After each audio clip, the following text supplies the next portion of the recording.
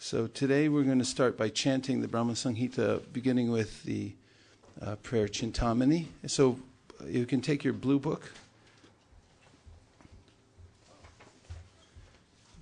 and turn to the third page, and you'll see 529 Chintamani. We'll say Ishvara Parama Krishna, and then we'll start from Chintamani Prakara Sadmasu. Kalpa Vriksha will chant through to the end.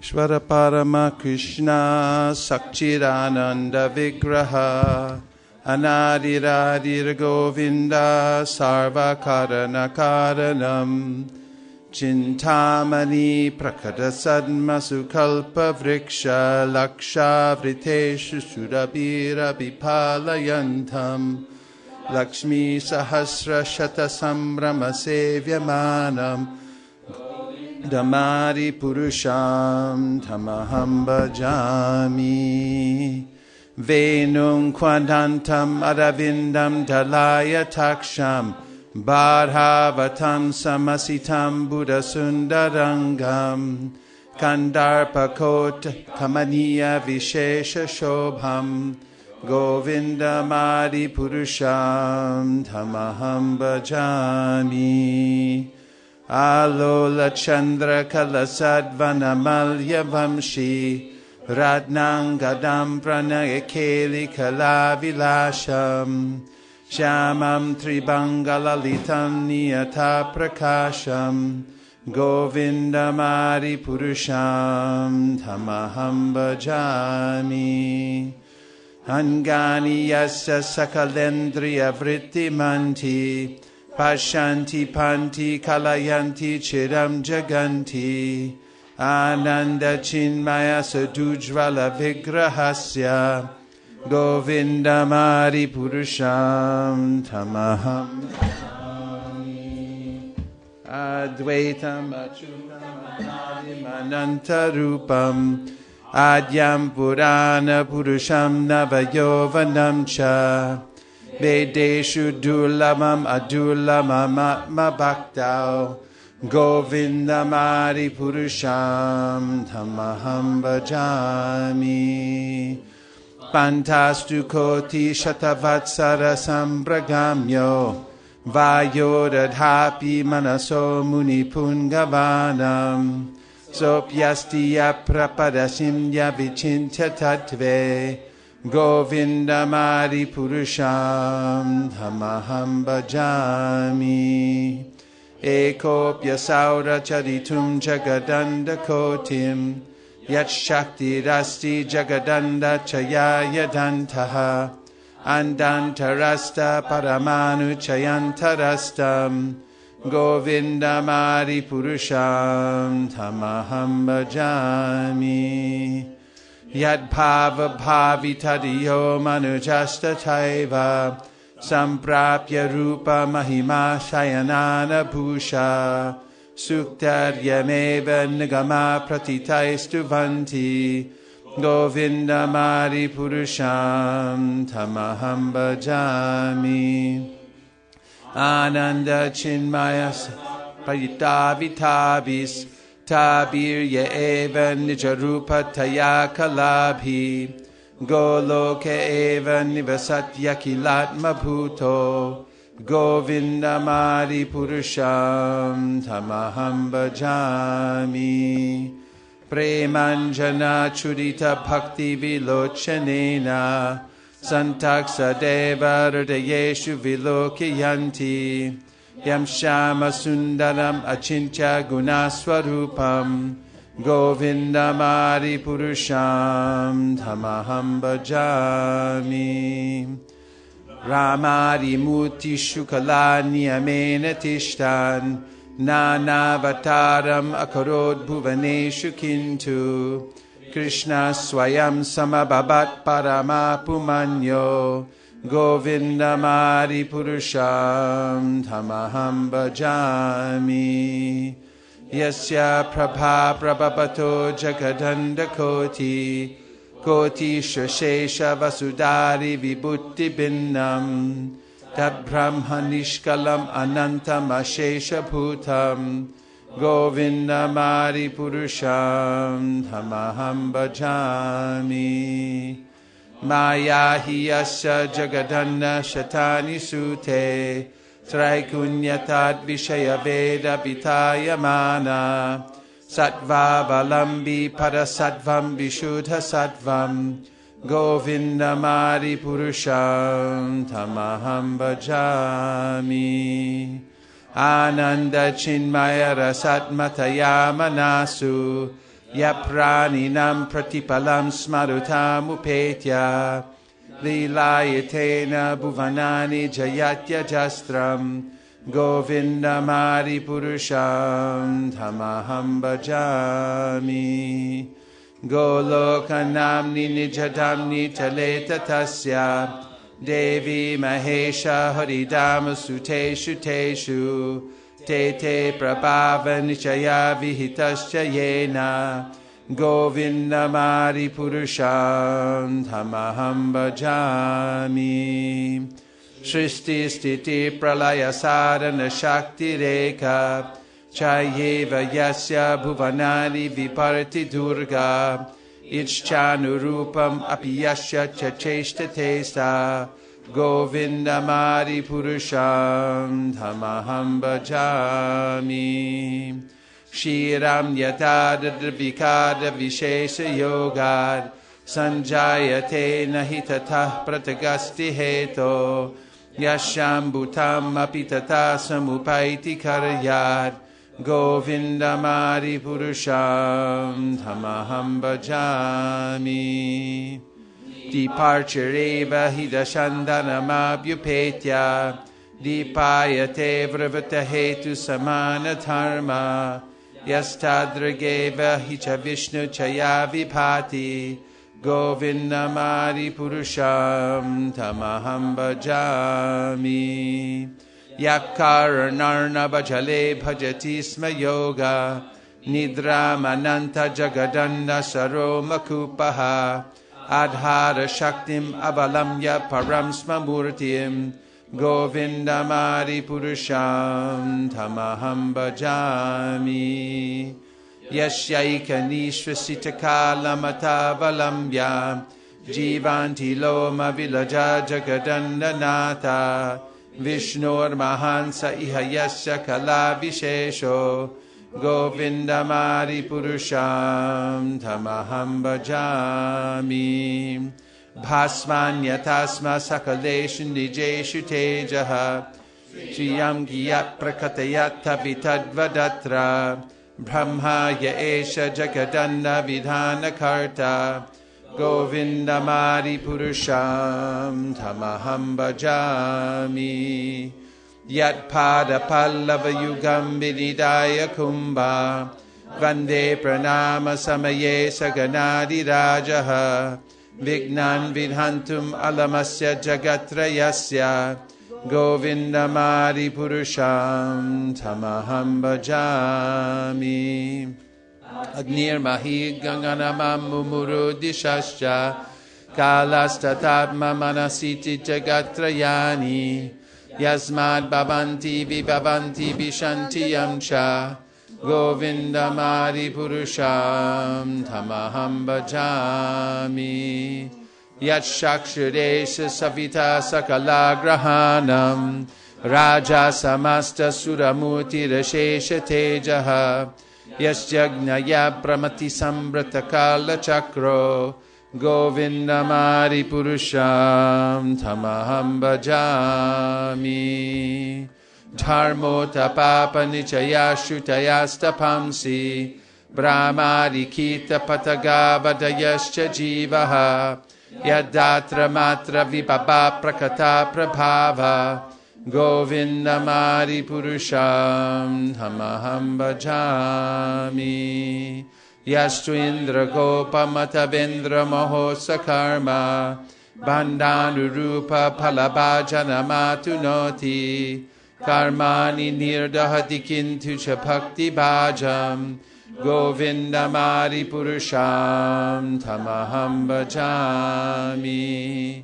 Yam Krodha Kama Sahaja Pranayari Piti Vatsalya Moha Guru Gaurava Sevya Bhavai Sanchintya Tasya Sadrashim Tanama Purete Govindamari Purusham Tamaham Bhajami. Govindamari Purusham Tamaham Bhajami. Sri Akanta Kanta Parama Purusha Kalpataravo Druma Bhumishchintamani Ganamayi Toyamamritam Kata Ganam Datyam Kamanamapi Vamshi Priyasaki Chidanandam Jyoti Paramapi Taraswadyam Apicha Sayatra Shiradhi Sravati Surabhibhyasha Sumahan Nime Sarjakyo Vavrajati Nahiyatrapi Samayaha Bhaje Shweta Dvipam Tamaham Iha Goloka Mitiyam Vidantaste Shantakshiti Viralachada Katipaye Ato Vacha Mahavishnur Bhagavantam Prajapatim Praman Vahatva Vignane Prajasarge Chachinmatihi Pancha Shloki Mimam Vidyam Vatsatatvam Nibodame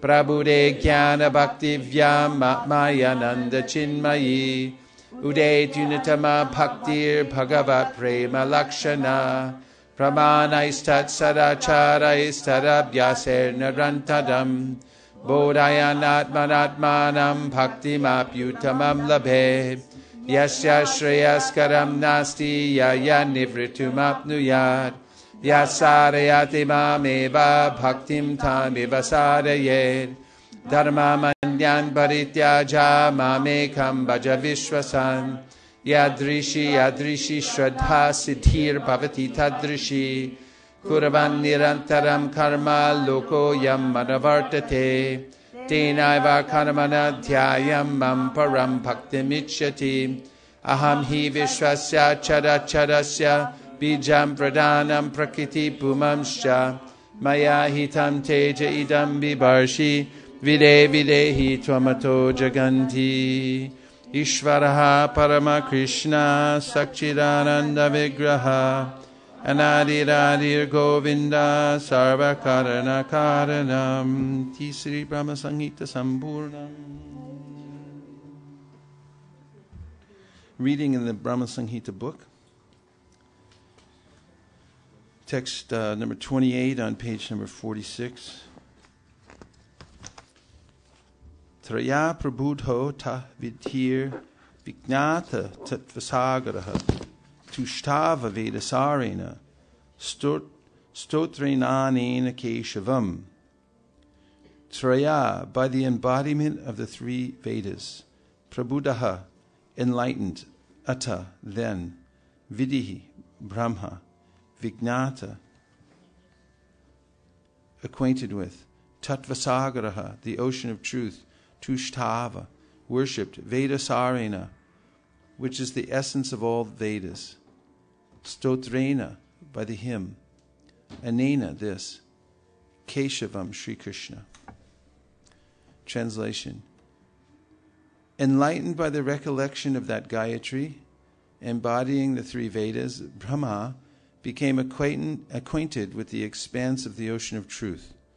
Then he worshipped Sri Krishna, the essence of all Vedas, with this hymn. Purport.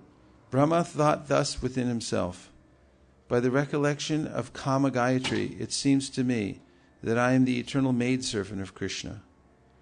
Though the other mysteries in regard to the condition of the maidservant of Krishna were not revealed to him, Brahma, by dint of his searching self-consciousness, became well acquainted with the ocean of truth.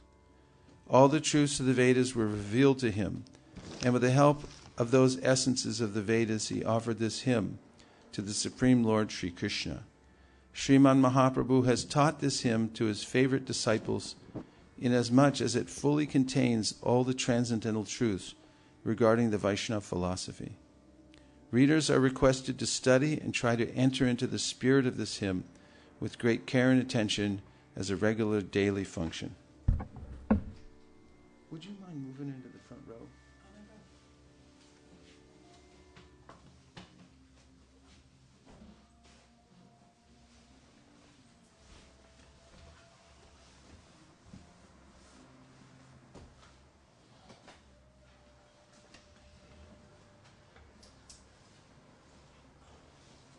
Where's the music coming from? I think next door neighbors. In the front? No, actually, this window's open and it's coming from inside. Can you close this door? This window? Well, maybe they can just close their radio. Is it coming from across the street? Over here, some band practice or something. Oh, it's band practice. Oh, right. Okay, we have some cartalists. Okay. Cartalists, please.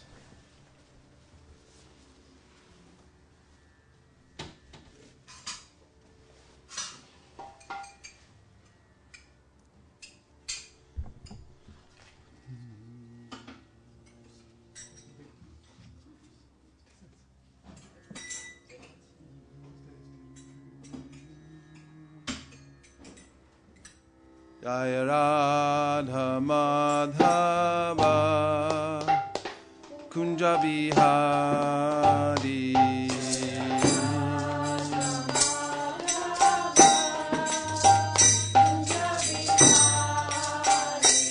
Jaya Radha Madhava Kunja Bihari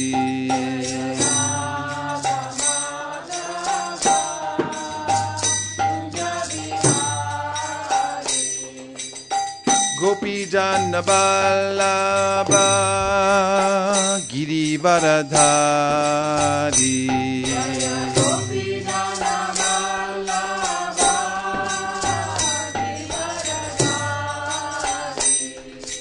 Gopi Janaballabha Girivaradhari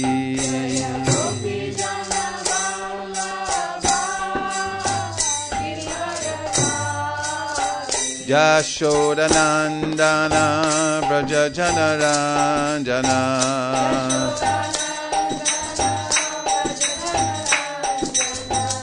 Yashodanandana Vraja Janaranjana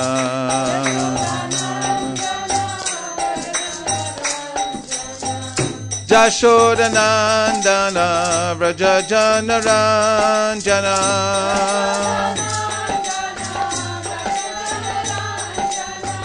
Yashodanandana Vraja Janaranjana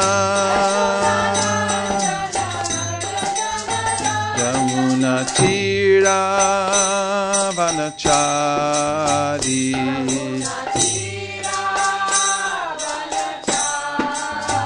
Yamuna Tira Vanachari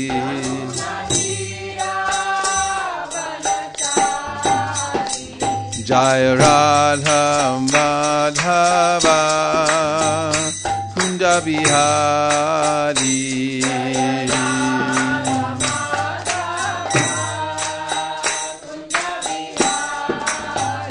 Jaya Radha Madhava Kunja Bihari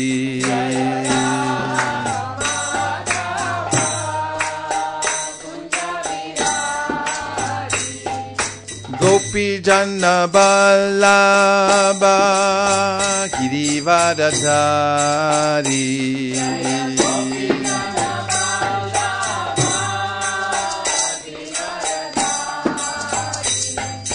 Gopi Janaballabha Girivaradhari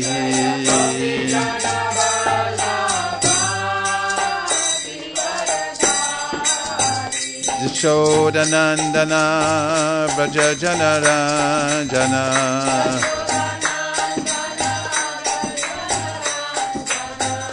Yashodanandana Vraja Janaranjana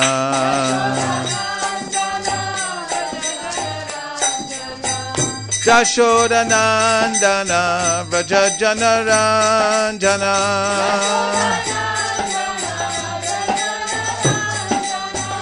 Yashodanandana Vraja Janaranjana Yamuna Tira Vanachari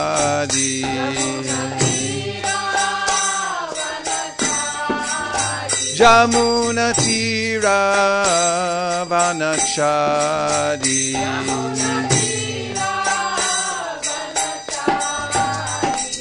Jaya Radha Madhava Kunja Bihari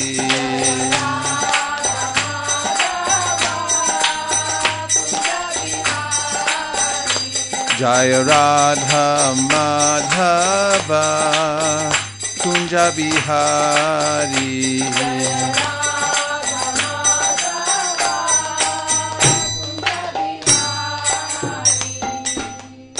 Jai Om Vishnupad Paramahamsa Privraja Kacharya Stotra Shishimad Apai Charanar Vinda Bhaktivedanta Swami Maharaj Srila Prabhupada Ki Jai Jai Om Vishnupad Paramahamsa Privraja Kacharya Stotra Shishimad Srila Bhakti Siddhanta Saraswati Goswami Maharaj Ki Jai Ananta Koti Vaishnavinda Ki Namacharya Srila Haridas Thakur Ki Prem Sakho Shri Krishna Chaitanya Prabhu Nityananda Sri Advaita Gadadhar Shivasari Gaur Bhakta Vrinda Ki Shri Shri Radha Krishna Gokupinath Shamakund Radhakund Giri Govardhan Ki Shri Vrindavan Dham Ki Shri Mayapur Navadip Dham Ki Shri Jagannath Puri Ki New Jagannath Puri Ki Tulsi Devi Bhakti Devi Ki Jamuna Devi Ganga Devi Ki Samaveta Bhakta Vrinda Ki All glories to the assembled devotees. All glories to the assembled devotees. All glories to the assembled devotees. Gaur Premanande Haribol. Om Namo Bhagavate Vasudevaya. Om Namo Bhagavate Vasudevaya. Om Namo Bhagavate Vasudevaya. Om Namo Bhagavate Vasudevaya. Om Namo Bhagavate Vasudevaya. Om Namo Bhagavate Vasudevaya. Narayanam Namaskritya. Narayanam Namaskritya. Naram Chaiva Narotamam. Naram Chaiva Narottamam. Devim Sarasatim Vyasam. Devim Saraswatim Vyasam. Tato Jaya Mudiraye. Tato Jaya Mudirayet. So we have the great privilege and pleasure today of having some undisturbed time, as much as you can be undisturbed in the age of Kali Yuga, to hear and chant from the Srimad Bhagavatam and discuss the philosophy of the Absolute Truth. There is a philosophy of the Absolute Truth. It's not that everyone has their own truth, but there is a Supreme Absolute, and there is a process for understanding Him, and therefore there's a process. Otherwise, people make up insane statements like one who knows does not speak, or one who speaks does not know, which is a self-defeating statement if you think about it. And this is based on mental speculation and the tendency to disobey the Supreme Personality of Godhead through rejecting His personal form, which is the very cause of material existence in the first place. However, those who are inclined towards submissive hearing can understand the Supreme Absolute Truth by taking information from the proper authority. There's an authority, it's Krishna. He's the Supreme Personality of Godhead, and He speaks about Himself, and those who are His intimate devotees, like Brahma, we just heard, spoke the Brahma Samhita, to whom the message that Krishna was giving was revealed. And when we hear through the proper authority, then we can understand directly the science of the Supreme Personality of Godhead. And we will also know for ourselves that we are becoming cured of the anomalies of material existence. This process of hearing is recommended in the very beginning of Srimad Bhagavatam, when Sutta Goswami tells the sages of Naimasaranya that the message of Godhead is in itself a pious activity. That is, hearing the message of Godhead is in itself a pious activity that cleanses the heart of all kinds of misgivings. And vidhunoti. Vidhunoti is an interesting word. Shrinvatam swahakata Krishna punya shravana kirtana. Hridyan taksto hipadrani vidhunoti suritsatam. means that Lord Sri Krishna is the super soul in everyone's heart, and he's the benefactor, the truthful devotee. And he cleanses desire for material enjoyment from the heart of the devotee who relishes his messages, which are in themselves virtuous when properly heard and chanted. Vidunoti has a connotation of throwing something off, as if you pick up a rug from your kitchen floor and you hold it out the back and you snap it and all the dust and everything comes out. Vidunoti. This process of hearing and chanting is like that. Krishna helps to take that, the heart, which is full of dirt and dust, and snap it out and throw away all the dust that has accumulated for many, many years together. And by that process, gradually, nashta prayeshu bhadreshu nityam bhagavata sevaya bhagavati uttama shloke bhaktir bhavati naishtiki.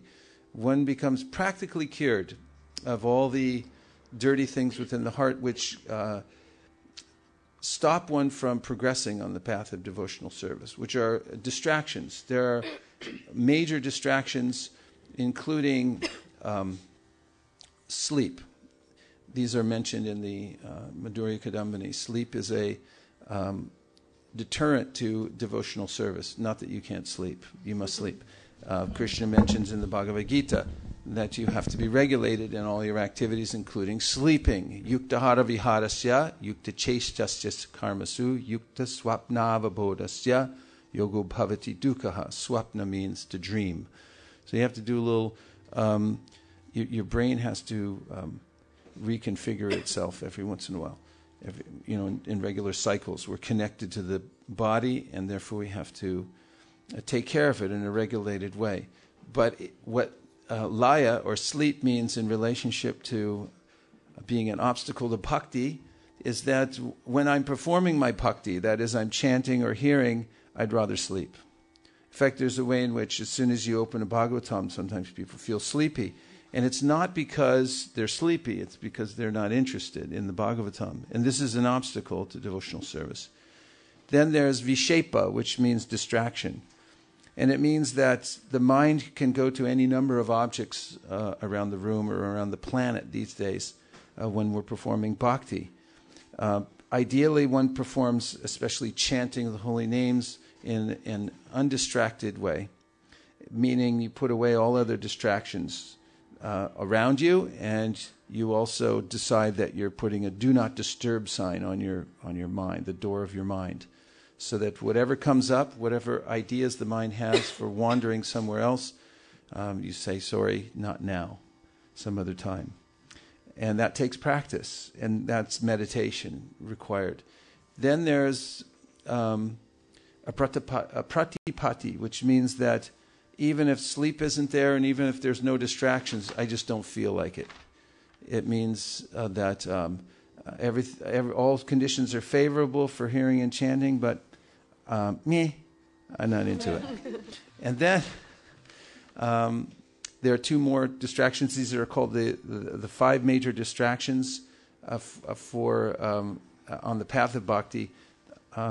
These are gradually diminished by the process of hearing and chanting in the association of devotees. The last two will come to me in a minute.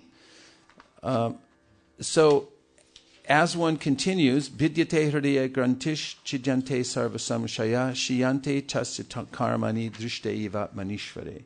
The knot in the heart that connects me to the material world is gradually cut by this process of hearing and chanting in the association of like-minded, more advanced devotees. And then one comes to see the truth directly. One sees it for him or herself. Prasanna manas, evam prasanna manaso bhagavad bhakti yogata, bhagavat tattva vijnana mukta sangasya jayate. Yes, the other two. I had written the other two, yeah. Please. So, addiction to previous bad habits. That's... Fourth one I had written. What is the Sanskrit name? I didn't write. Okay, so it's called addiction to previous bad habits. That means that previously I've performed sense gratificatory activities, and therefore there's an impression in my brain and in my senses. And what happens, the material world's booby-trapped, so when you touch certain kinds of sense gratification, it comes back to haunt you later. And it goes in repeating cycles. If you don't learn to control your senses, vacho vegam, manasa kroda vegam, jihva vegam, udaropasta vegam, etan vegam, yovishaheta dhira, you have to become dhira, steady in the face of all these pushings of the senses. Then what happens is you develop addictions. And addiction means that the impulse becomes so strong that even though you have the intelligence that says, don't do it anymore, it's not good for you, you still can't stop. Even when you try. And it takes a Herculean effort to overcome that.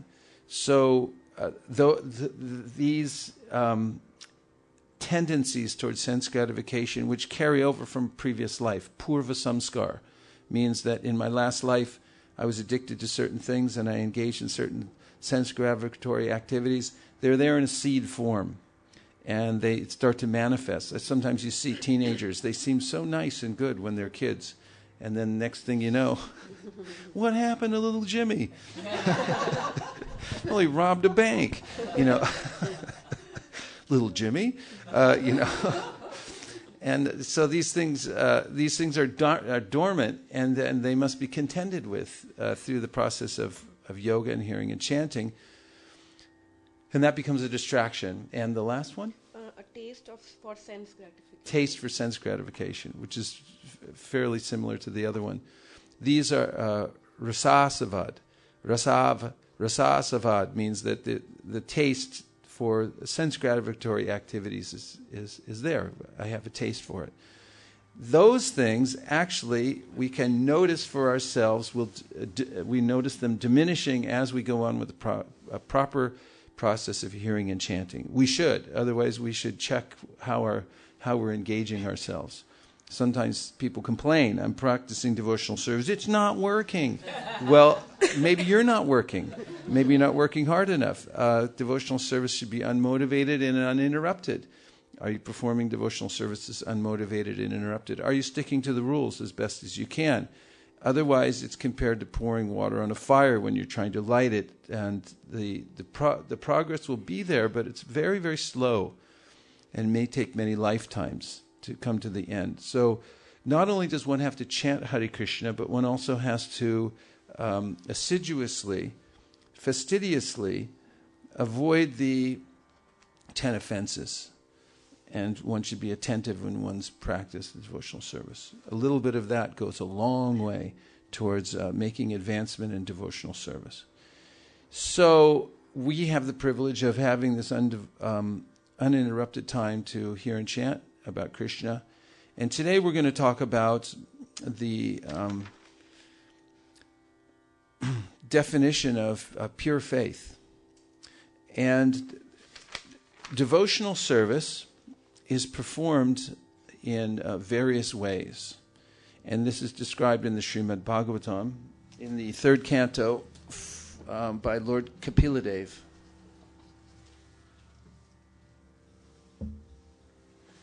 When he describes that devotional service may be performed in the mode of ignorance.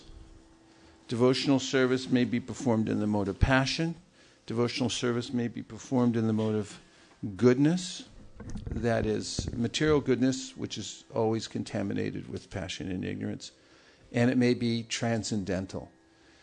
And we're interested in transcendental devotional service, as performing transcendental devotional service brings one to the perfection of devotional service, which is prema.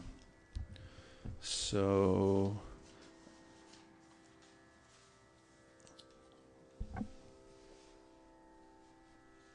sometimes, the very issue of faith is important to start by giving a definition. The word faith in Sanskrit, shraddha. Shraddha shabde bishwash kahe sudrida nishchoy Krishna bhakti koile sarva karma kritta hoy. The definition given in the Chaitanya Charitamrita is that faith means that one has a firm conviction that by performing bhakti, all other duties are done. Krishna says in the Bhagavad Gita, Vedeshu yagyeshu tapasu chaiva daneshu yat punya palam pratishtam atyeti tat sarvam idam baditva yogi param stanam upaiti chadyam. That the bhakti yogi is not bereft of any of the other processes like karma, jnana, performing charitable activities, performing severe austerities and so forth. When one performs bhakti, all other duties are done automatically. Bhaktis tvai stiratara bhagavan yadi syad daivena na palati divya kishora mukti swayam mukulitanjali sevate sman dharmarta arta kamaya pratiksha. Bilva Mangal Thakur says that because I'm performing bhakti, liberation and all other rewards that everyone's looking for are standing at my door with folded hands saying, how can I serve you? For the person who's performing unmotivated devotional service, nothing is lacking. Everything is there, but he's not interested. In fact, in the land of Goloka Vrindavan, where devotees have pure faith in Krishna, there are desire trees that can fulfill anyone's desires, but no one has any desires except to serve Krishna. There's no need. So, Shraddha means pure faith that simply by serving Krishna, everything else is done. There's nothing else to do, that this is the ultimate goal of life. Welcome. So, oftentimes, maybe you've heard this before, people say, well, religion is insubstantial, it's just belief, it's just faith. Ever hear that before? But actually, everything requires faith, because to enact anything in this life, any course of action requires a plan. And to move forward with your plan, you must have faith in it. Any course of life you take, you may be a big industrialist, and obviously then you're voting with your feet, saying that this is the ultimate goal of life, is to develop. I was sitting next to an entrepreneur on the airplane coming back from Honolulu last week, and apparently he was some famous guy because people were coming over to him saying, how are you? And, how's your company? I just overheard some of their conversation, and he was talking about how some new software he had developed. And he was saying, we haven't figured out how to make money out of it yet. And he's traveling all over the world promoting it and things like that.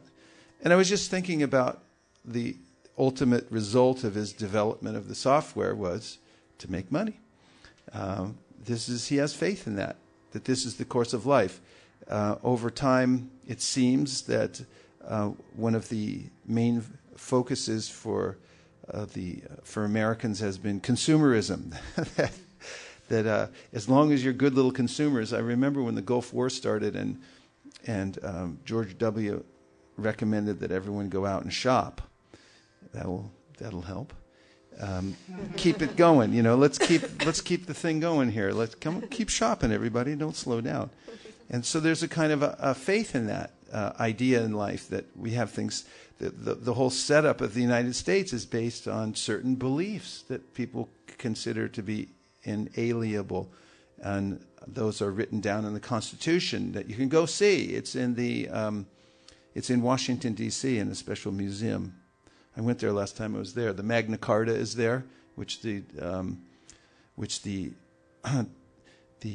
United States Constitution is based on, and the Bill of Rights and so on is all displayed. The original documents are there.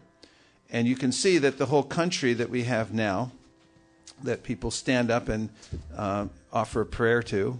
I had to do this when I was in grammar school. I don't know if I remember the whole thing, but I pledge allegiance to the flag of the United States of America. You know it better than me, right? Okay. To the republic which it stands, one nation under God, indivisible, with liberty and justice for all. Amen. Or whatever. This is a kind of a faith. This is a faith in a certain idea, document, and so forth that we carry out over, and gets carried out by developing a nation with laws and so forth. And if you look at the basis of anyone's life or activities, you'll find there's a foundation of faith, an idea that by performing this particular action, I'll be better off in life. Otherwise, people don't do it. So faith is the foundation, actually, of everyone's life. And in the Bhagavad Gita, in 17th chapter, Krishna talks about how faith becomes affected by 3 different modes of nature: goodness, passion, and ignorance. And you can look at a person's activities and see what mode of nature he's affected by. In the mode of goodness, the mode of passion, the mode of ignorance, the symptoms are pronounced.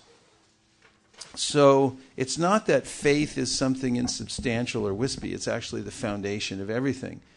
And the process of devotional service means purifying faith, because when you come to faith which is not affected by the 3 modes of material nature, then what you have is the eternal dharma of the soul. Nitya Siddha Krishna Prema Sadhya Kabunoi Shravanadi Shuddha Chitte Kara Udoy. It's something that's already there. It's natural. It's the inherent nature of the soul to love God. It's now covered over by different material influences. But when we purify it by hearing and chanting, then it shines forth.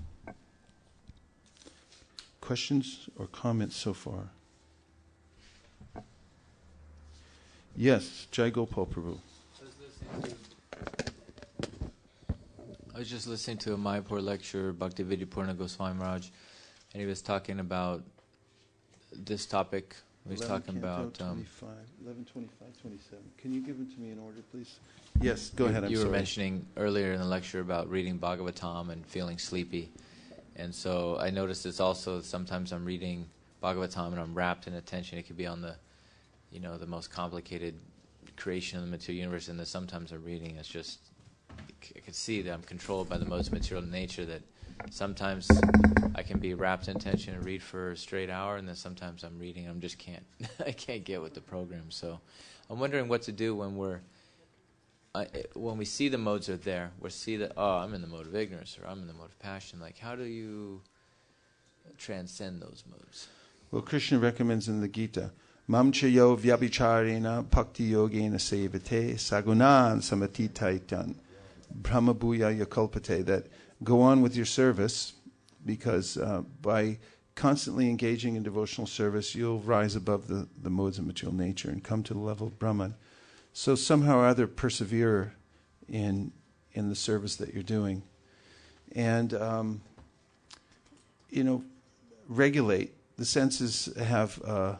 They're like wild animals. They have to be tamed through regulation.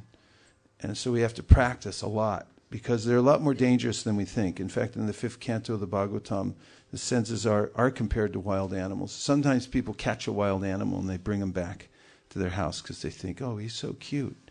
And then they keep him in a cage, and then one day, they say, it's little Fluffy's okay, little grizzly bear, and they leave the cage open, and then the bear gets out and kills everybody in the house.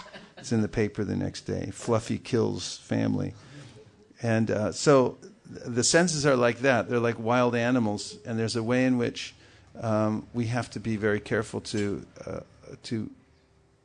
keep them regulated. And never think that it's okay. This one time it's okay. Of course, there is a way in which we have to. Regulation also means, as Krishna says in the Bhagavad Gita, that is in the 11th canto of the Bhagavatam, that it's like a horseman, an expert horseman who's taming a horse. Sometimes has to let the reins out a little bit, and then bring him back. He's not always pulling back on the reins. So there's an art to regulating the senses, and to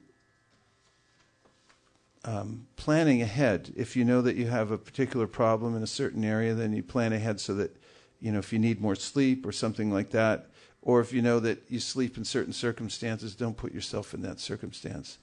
Arrange so that, you're not in that. If it so happens you're in a room that's too warm, or you're by yourself or whatever, then you think, I'll just curl up for a minute, and then you go to sleep. if you happen to, you can take all kinds of ways to regulate your life. Like if you decide to take a nap sometimes, which is not always a bad idea, just to turn the brain off for a little while, make sure that you time it. Don't just go to sleep, say, I'll wake up whenever. Because you might wake up 3 hours later, drooling and then who knows, it could be any time of the day or night, and then your whole regulation is off. But set your iPhone or whatever you have for 20 minutes and say 20 minutes, I get up. And just be careful because you're driving a really expensive and complicated machine. And you want to make sure that it works right. Yes. I like how you mentioned that because through knowledge, proper knowledge, like when you were talking about planning ahead, and that when you first become aware of something, I have this tendency to fall asleep in this particular area, so you become aware of it, and then to research. I remember I researched about sleep, the different cycles and the REM cycles, and why you feel tired when you take a 3-hour nap and you wake up in the middle of the day and you feel like drowsy versus a 15, they say no longer than 45 minutes because you go into what's called deep sleep. And then that's when you actually feel more tired. Like the scientists will sleep 4 hours at night here, and then they'll take 2 cat naps in the day. They're 20, 30 minutes. So after researching that knowledge, even though it's some mundane knowledge, I can use it for my own devotional service. Yeah, it's a good point. I read an Ayurvedic account of the patterns of sleep. Mahanidhi Swami sent it out a few years ago, and it described how sleep before 10 o'clock at night is much more effective. There are certain cycles of the earth that your body's connected to, and the different organs of the body actually go through those cycles at different times of the night to purify the body, and their temperatures as well. And if you, for instance, you come home at 3 a.m. and go to sleep, you miss some of those cycles, and therefore you'll start to feel deficient. So early to bed, early to rise, makes a man healthy, wealthy, and wise, and so forth. And you'll see that bhakti yogis who are very serious are regulated down to the minute. They're very careful about. And it's nice to be in an environment like that. Of course, sometimes when you're preaching, that may not be altogether possible. You may have to stay up with people later than you thought. You could stick to your schedule and then you won't see anybody in Kali Yuga, that's for sure. But so when you do have the opportunity, you should be very careful to take care of yourself. Did you have a point, Hakim? Yeah, Hare Krishna, Prabhu. Hare Krishna. I had a question. You were saying that there's devotional service in the mode of ignorance and the mode of passion. Can you give me an example? Like, how would you do devotional service in the mode of ignorance? I'm trying to really kind of just visualize it and picture it. Devotional service is transcendental, but the person performing the devotional service may have a motive, and that's what puts it into the mode of ignorance. And their motive may be to injure others. This is the mode of ignorance. They're performing devotional service, but they're thinking that they have enemies and they want to hurt them. And the mode of passion, binadrik, means that they're separatists. They have a different interest than actually what the Lord's interest is. In the mode of goodness, people are dutifully giving away the fruits of their work, but in such a way that they are getting free from material existence, because they know that they want liberation. And in the mode of transcendence, one's simply interested in pleasing the Lord. There's no motivation.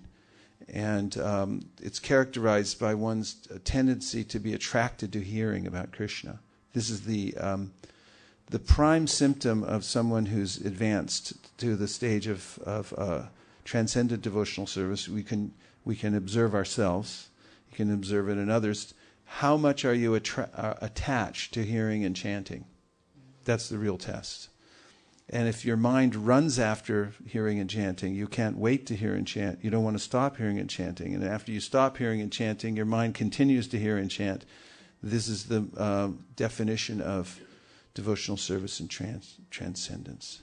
Madguna shruti matrena mayisarva gohashaye mano gatim avichina yata gangam budao. That like the Ganges flowing to the sea, it doesn't stop. and you constantly want to hear about Krishna. So we'll get into more of those definitions. So the first evidence about the devotional service in three modes of material nature is given in the 11th canto of the Srimad Bhagavatam, 25th chapter. This is Krishna speaking to Sri Uddhava, and the name of the chapter is The Three Modes and Beyond. And the verse is 27, 11, 25, 27. Sattvikyatmaki shraddha karma shraddha tu rajasi tamasya dharme ya shraddha matsevayam tu nirguna. Translation: faith directed towards spiritual life is in the mode of goodness. Faith rooted in fruit of work is in the mode of passion. Faith residing in irreligious activities is in the mode of ignorance. But faith in my devotional service is purely transcendental. And in the Bhagavad Gita, chapter 17, verse 4,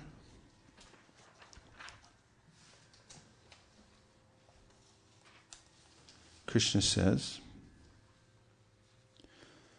Yajante sattvika devan yaksha raksham sirajasaha pretan bhuta gunams chanye yajante tamasajana.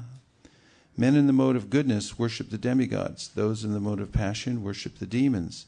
And those in the mode of ignorance worship ghosts and spirits. And what do we have? 329.7. That's 4. 3. 329.7. Yeah. I mean, fantastic. 329.7.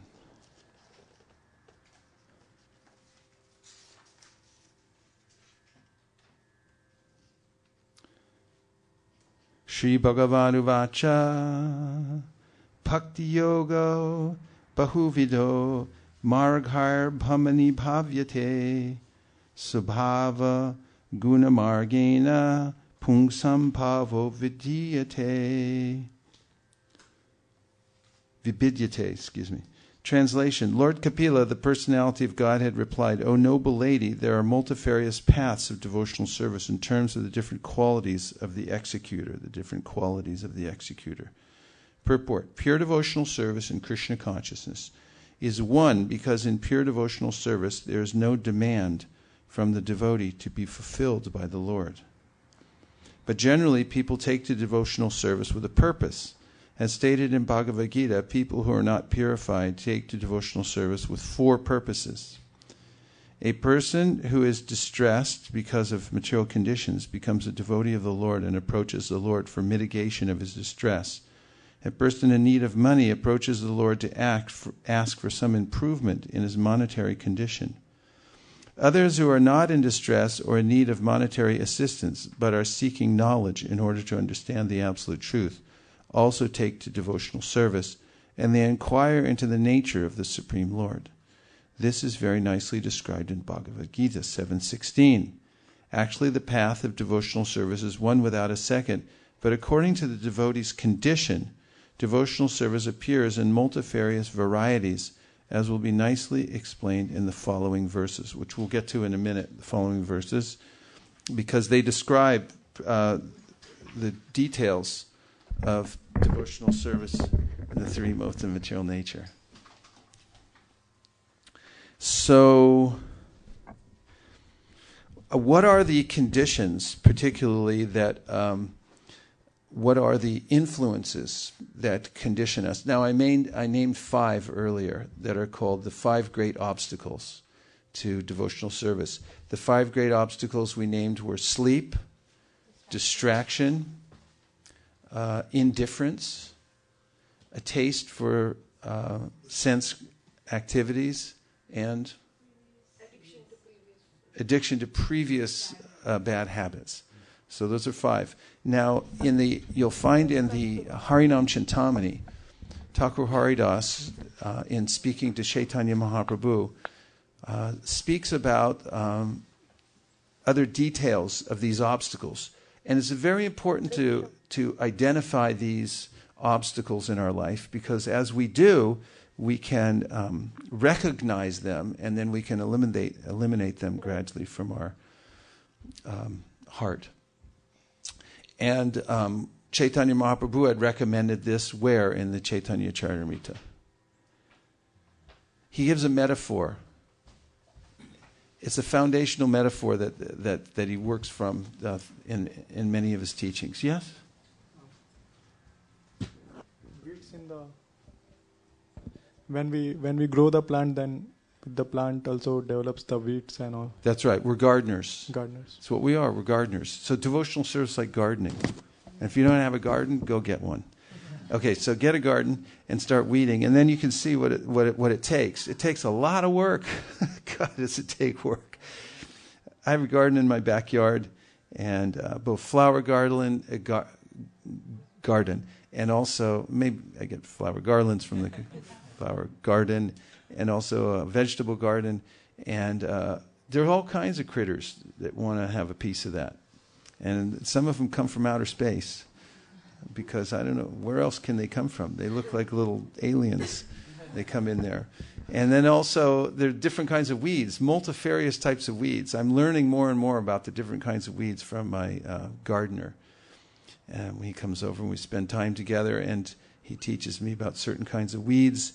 And the more I know about them, certain types of weeds are more benign than others.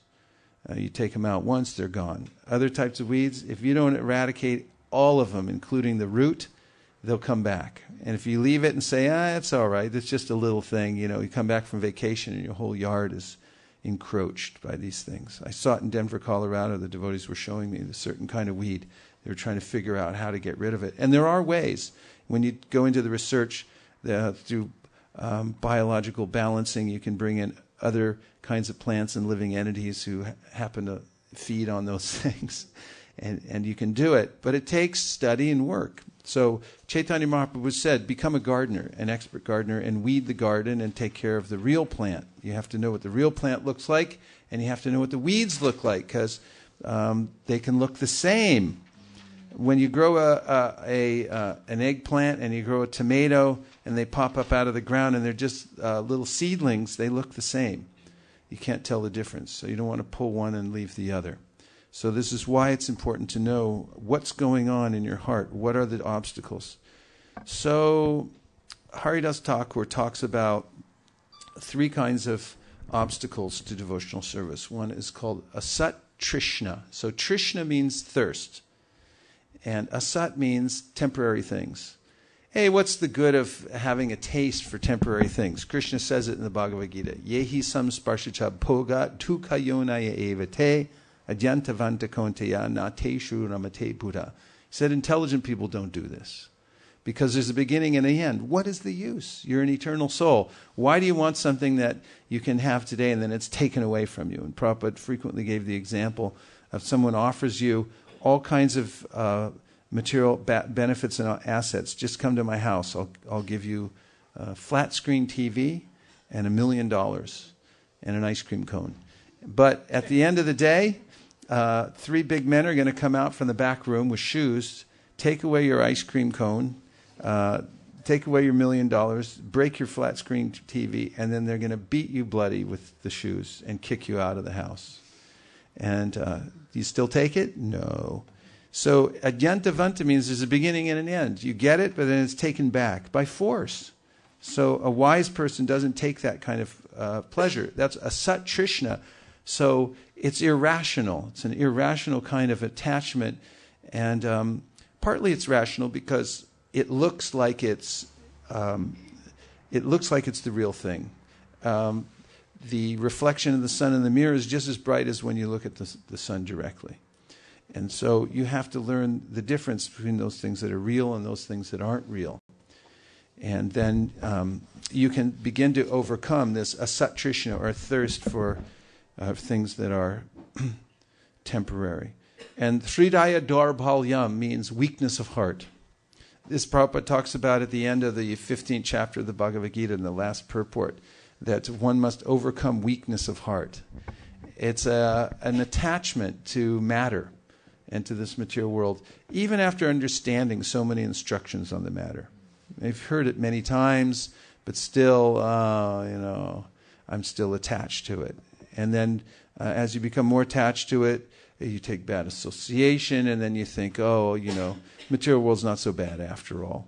And you become enamored of the material world. And this Hridaya Daurbalya must be overcome, the weakness of heart. You must become courageous. Your heart must become courageous. It takes courage to cross over the ocean of material existence. You can't be weak-hearted. Otherwise, you'll give in to the petty demands of the senses. And finally, there is aparadha. Aparadha means performing activities that are contrary to the process of devotional service, in which we sometimes translate this as offenses, aparadhas. Radhana means service, actual service to the superior, and when it's aparadha, it means it's a disservice. You're doing a disservice. And so aparadhas you can perform aparadhas in chanting. We know those 10 offenses in the chanting of the holy name, right? And then there are aparadhas in seva aparadhas, when we're performing deity worship. There are things that you can do that are offensive. What are some examples of seva aparadhas?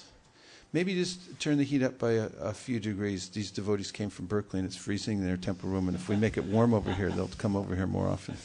Okay. Seva aparadhas are listed where? And here comes the microphone for Jai Gopal. We have 3 mics. It should be easy to find. Okay, there it is. There's turning your back to the deity. There's speaking prajalpa in front of the deity. There's passing air in front of the deity. There's talking with a Shivite in front of a deity. There is not bathing before in front of the deity. There's 32 or 33? 64. Or 64. There are various, from the Hari Bhakti Vilas. Hari Bhakti Vilas, and also you'll find them in the Bhakti Rasamrita Sindhu, and Prabhupada gives it the Nectar of Devotion. So there's offenses to Vaishnavas also. And there are ways of dealing with devotees, very important, because the devotees are dear to Krishna, and if we offend devotees, then we offend Krishna. What's an example of that? A devotee who was offended, and as a hint, yes, Ramananda Saka. Durvasa Muni offended Maharaj Ambarish. And what happened? For that, when Ambarish Maharaj was fasting, and the time has come to break his fast. But around that time, Durvasa Muni arrived there with all his disciples, and then Maharaj Ambarish invited him for prasadam. Durvasa Muni said that he has to go and take bath first, and then he will honor the prasadam. And he went there, but he didn't come back in time. In the meantime, the time for breaking the prasadam, breaking the fast is approaching, and Maharaj Ambarish was somewhat worried about not breaking the fast on time. Then he consulted his ministers, Brahmins, and and they advised him that you can take a little water. Taking a little water is considered to be eating as well as not eating, so it won't. It will break the fast, but it won't dishonor the Durvasa Muni in the sense that he is not eating anything. So he broke the fast in that way. Afterwards, Durvasa Muni arrived there, but through his mystic power, he knew that Maharaj Ambarish took a little bit of water.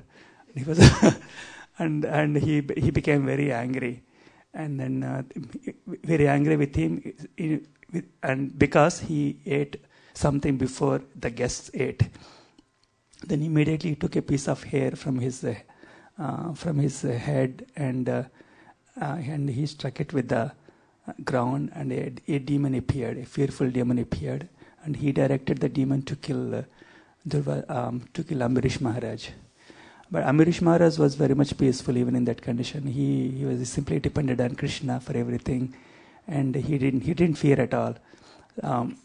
The demon came, but in the meantime Sudarshan Chakra also came, and it killed the demon, and then it started going after Durvasa Muni.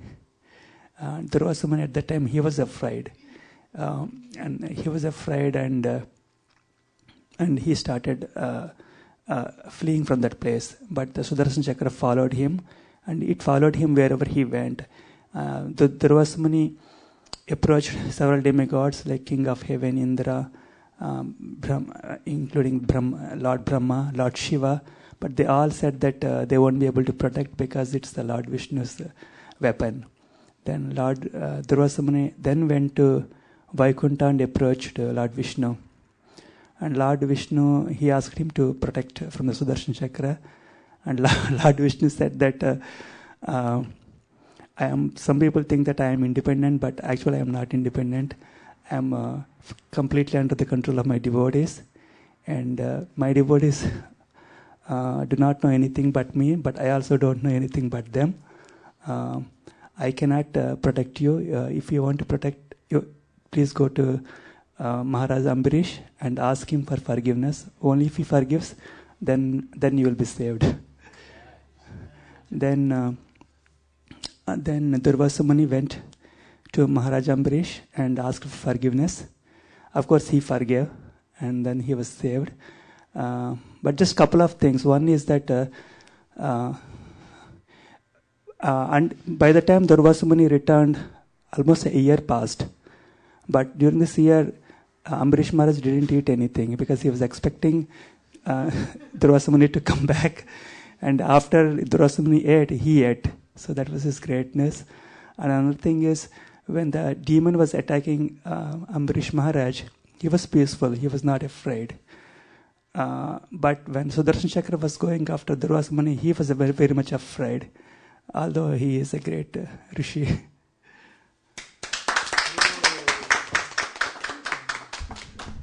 Thank you, Ramananda Saka.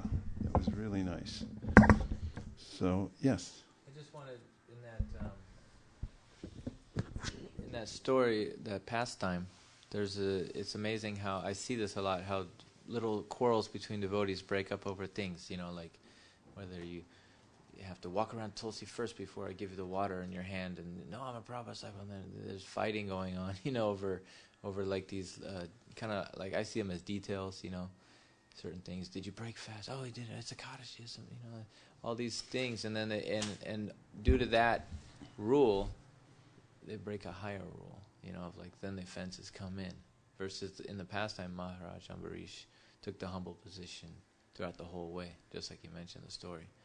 So I was just meditating on that, how that's how we can avoid committing offenses when we see there might be some, okay, this Prabhu touched the lip in the temple of the cup or something, instead of freaking out on the devotee. Very good point. Yes. When I just got into Krishna consciousness, I saw something interesting happen in the ashram in Berkeley. One of the, I guess, new devotees threw water on Prabhupada's face with the offering, and one of the elder devotees from India got really upset. And he was like, how would you like if I threw water in your face? And then something happened outside. It was, we're getting ready for Ratha Yatra, and when he was outside, one of the big wheels fell on top of him right after that incident. So on top of who? On top of the devotee that threw water on Prabhupada's face. And he also, I think he was weak of heart because he was telling me, I don't think I'm going to be here too long. And he was saying a whole lot of things that I was like, why are you here if you don't like it to be here, And but it was just interesting. Right after that happened, a huge wheel, like when Krishna was holding the wheel up in front of Bhimsa, like this huge wheel fell on him. And I was like, oh my, like these offenses are really serious. I was like, you have to be careful. So I was like, I'm not doing anything till I get trained in Krishna consciousness properly. A lot of it has to do with our motive also. Offenses are considered according to one's purpose for making the offense.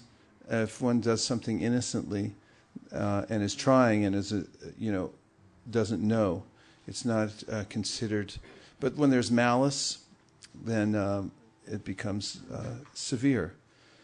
And obviously, we have material bodies, and there are going to be mistakes in performing the seva to the deity and so forth. And there are ways of becoming free from those offenses. One of them is you should chant a chapter of Bhagavad Gita. According to the Archana Paddhati, chant one chapter of Bhagavad Gita. It frees you from the seva aparads. Or you can chant Vishnu Sahasranama. That takes about 40 minutes longer. But in any case, it's the mood in which we do something. When we're trying sincerely to do the right thing and we're not being lazy or irreverent or something like that, offenses that really aren't considered. I mean, if somebody, the difference between somebody bumping into you in the airport accidentally or on purpose, what's the difference? There's a big difference. It has to do with the motive. So when considering these kinds of offenses, you have to be aware of who the person is and try to guide them properly. And forgive as well, And for the principle of service, aparads may be there.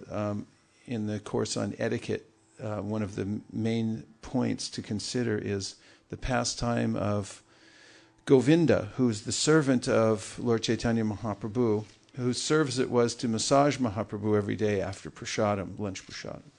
And one day, after Mahaprabhu had taken prasadam, he came to his room, and instead of going inside the room and lying down for his nap, he lay down in the doorway. And so Govinda came to do a service of massaging Mahaprabhu, and Mahaprabhu was blocking the doorway with his body. And Govinda said, my dear Mahaprabhu, I have to come in and do my service, but you're blocking the doorway. And Mahaprabhu said, I'm too tired to move. You can do or not do. It's up to you. And so Mahaprabhu went to sleep. And Govinda thought, what should I do? So he took his chadar, he put it over the transcendental body of the Lord, and he stepped over, which is an offense. And then he massaged the Lord. He was able to get in from that side. He could give his massage. And normally, the rule was he would massage for 20 minutes and then go for his prasadam. But he kept going and kept massaging, and he stayed there way past the time. Then Mahaprabhu awoke from his nap, and he saw Govinda sitting there, and apparently with some anger, he said, why are you still here? You should have gone and taken your prasadam. And Govinda said, you're blocking the doorway. I couldn't get out. So Mahaprabhu said, how did you get in? And he didn't answer verbally, but in his mind he thought that to serve you, I'll make offense. But for my own sense gratification, I will not make offense. I will not perform that. So this is the guiding principle behind how we conduct ourselves in performing our service and sevas and so forth. The consideration is that we're doing for service. And if it's for that reason, then we can... Did you have your hand up? Yes. So, Prabhuji, I was going to ask that you said that the severity of the offense depends on the attitude. Does it also depend on the position of the person who is performing that offense? Because the thought came to my mind was that Maharaj Nrigu, Nriga. He by no fault of his, he gave away the same cow in charity to two different Brahmins, and then he had to take the body of a lizard. So that was an offense he committed not knowingly, but because he was a king, he's supposed to be more responsible. Is it like that? Yes, there's a couple points to that story. One is that because he had the mentality of karmakanda, the reason he was giving them away in charity was because he understood the reward. That by giving these away in charity, I get so much punya. And when you're attached to the kind of punya, then you also have to suffer the result when you make a mistake. This is the problem with karma kanda, jnana kanda. Because these are not descending processes. In karma kanda, you're actually depending on your own skill in performing the process of karma. And when you make a mistake, you're responsible for it. And jnana kanda also, you're depending on your own abilities and wits. In bhakti, we don't. We're fully dependent on Krishna for the result. And therefore, the offense or the mistakes that you make when you're performing these kinds of other activities, you have to suffer the result. That was one of the lessons of the story of King Nriga. The other one was that you should be very careful when dealing with Brahmins. That was particularly one point that Krishna wanted to bring out to his family members by showing the example of King Nriga, who was a great king, but even inadvertently he took the property of a Brahmin back, even though it seemingly was not his fault. He had to suffer the reaction. And Sanatana Goswami comments on King Nriga in the Brihat Bhagavatamrita, saying that actually King Nriga, Subari Muni, Maharaj Bharat, and all these devotees who seemingly made big mistakes and fell down into a lower position temporarily, all did it to set an example for others, to show them what not to do. So back to the weeds. I'm going to read you a section from the Harinam Chintamani. What are anartas? These are classified as thirst for material objects, asat trishna, miserliness of the heart, also called weakness of heart, hridaya daurbalya, and offense, aparadha. The category of thirst for material objects is divided thus: craving for material objects in this world, craving for heavenly sense pleasure in the next life, desire for mystic yogic powers, and desire for liberation in Brahman. Weakness of heart may be analyzed as attachment to trifling things unrelated to Krishna. Deceit, envy of someone else's progress, and longing for position and fame. These things are all insignificant, actually, and devotees who are advanced consider them to be abhorrent. Offense may... Pardon? Yes.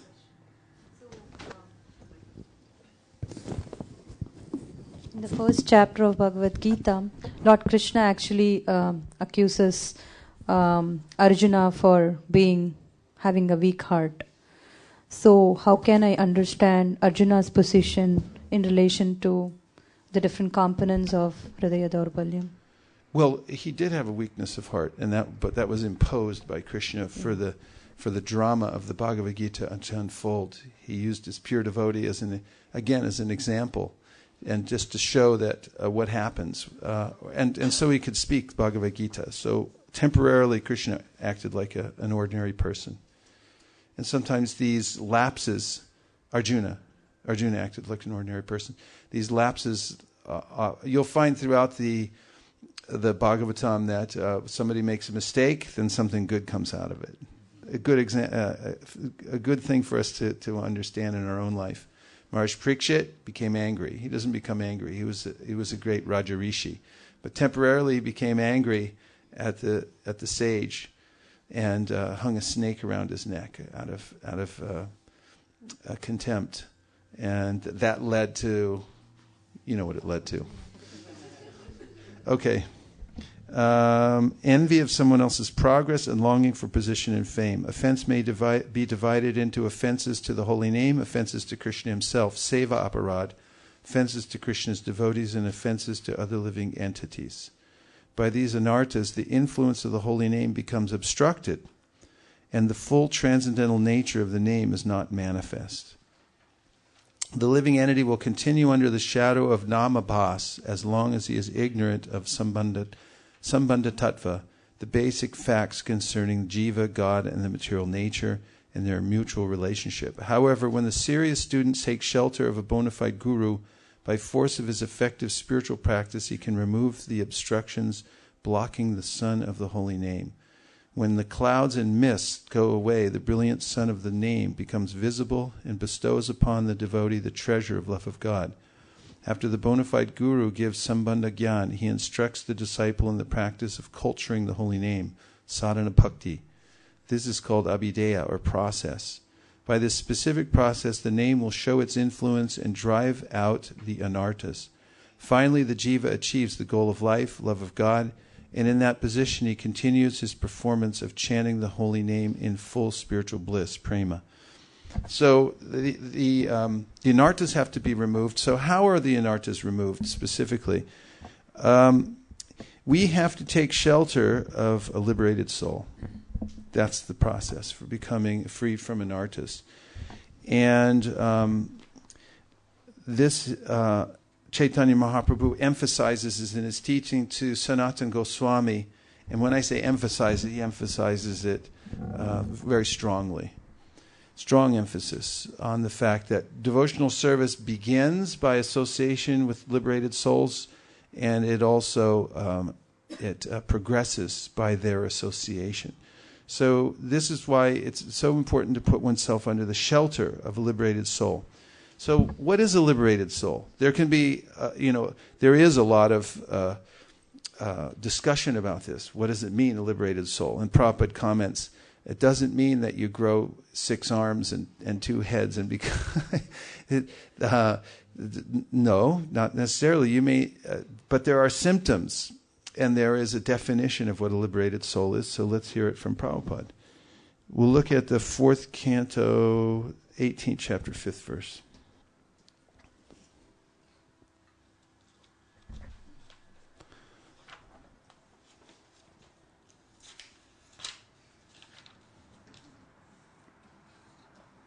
Fourth canto, 18:5.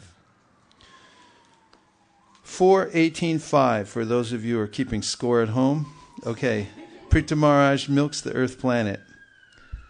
Tan anadrityo vidvan artan arabate swayam tasya vyabhi charantyarta arabtascha puna punaha. A foolish person who manufactures his own ways and means through mental speculation and does not recognize the authority of the sages who lay down unimpeachable directions is simply unsuccessful again and again in his attempts. My reading was a little choppy, so I'm going to read it again. A foolish person who manufactures his own ways and means through mental speculation and does not recognize the authority of the sages who lay down unimpeachable directions is simply unsuccessful again and again in his attempts. Purport. At the present moment it has become fashionable to disobey the unimpeachable directions given by the acharyas and liberated souls of the past. Presently people are so fallen that they cannot distinguish between a liberated soul and a conditioned soul. A conditioned soul is hampered by 4 defects. He is sure to commit mistakes. He is sure to become illusioned. He has a tendency to cheat others, and his senses are imperfect. Consequently, we have to take direction from liberated persons. This Krishna consciousness movement directly receives instructions from the Supreme Personality of Godhead via persons who are strictly following his instructions. Although a follower may not be a liberated person, if he follows the Supreme Liberated Personality of Godhead, his actions are naturally liberated from the contamination of material nature. Lord Chaitanya therefore says, by my order you may become a spiritual master. One can immediately become a spiritual master by having full faith in the transcendental words of the Supreme Personality of Godhead and by following his instructions. Materialistic men are not interested in taking directions from a liberated person, but they are very much interested in their own concocted ideas, which make them repeatedly fail in their attempts. Because the entire world is now following the imperfect directions of conditioned souls, humanity is completely bewildered. So a liberated person is one who follows a liberated person, and the ultimate liberated person is Krishna. So we have to follow the authority of Krishna as it is passed down through the great Mahajans who show us the way to follow Krishna. And if we do that, then we're in a liberated condition. Iha yasya harir daste karmana manasa gira nikila apyavastastu jivan mukta suuchite. One who engages all his or her senses, mind, speech, in the service of the Supreme Personality of Godhead under proper direction, is in the liberated condition. Jivan mukta means that while you're in the body, you're a jiva, you're in the body, you have a conditioned body, but you're not conditioned because you're following the liberated process given through the authority. Question? Yeah, I tell people this all the time, that you need a guru. I tell my friends, like, you need a guru, and they're like, I know about God. I don't need somebody telling me anything about God. I know about God. I read the Bible or whatever they read. And I'm like, it makes common sense. Like, if you want to learn dance, you need a dance instructor. If you want to learn martial arts, you need a martial arts teacher. But it seems when I talk about this stuff to my friends, it seems so far-fetched. Why am I going to listen to anybody?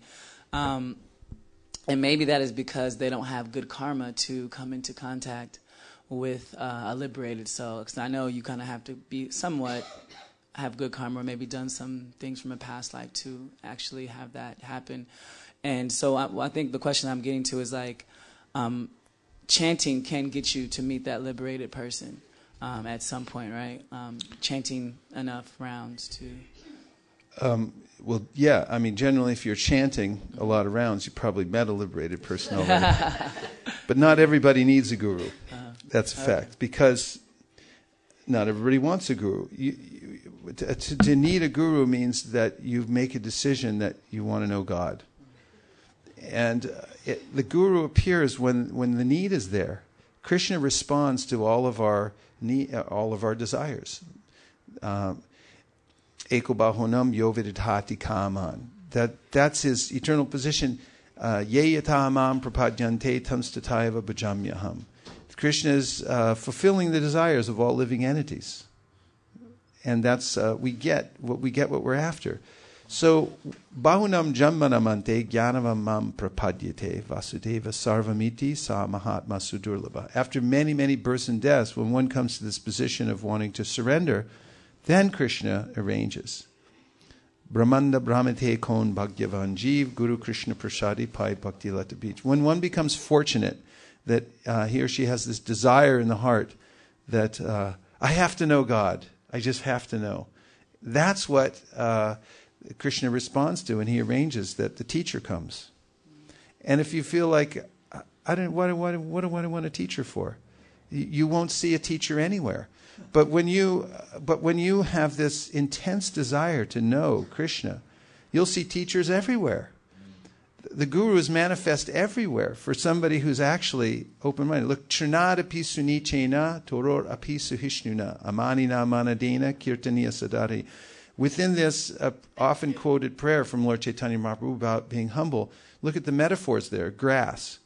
So the liberated person is taking the grass as a guru. Trinadapi means the grass is showing me the way to God. So if you're in that kind of a state of heart that I have to know, I have nowhere else to go, please show me. When you come to that stage, then Krishna reveals himself in many different ways. And there are many different kinds of gurus that come throughout one's life to assist one in the process of devotional service. In ISKCON for years, we've overemphasized the role of the Diksha Guru and sort of ignored the Shiksha, how important Shiksha is. But there's the Vartman Paradaksha Guru who shows one the path in the beginning. But all of these gurus are manifestations of Krishna, and they're all honored as manifestations of Krishna. So when one has that intense desire, I mean, a more important question to ask than where's all the gurus is where's all the disciples?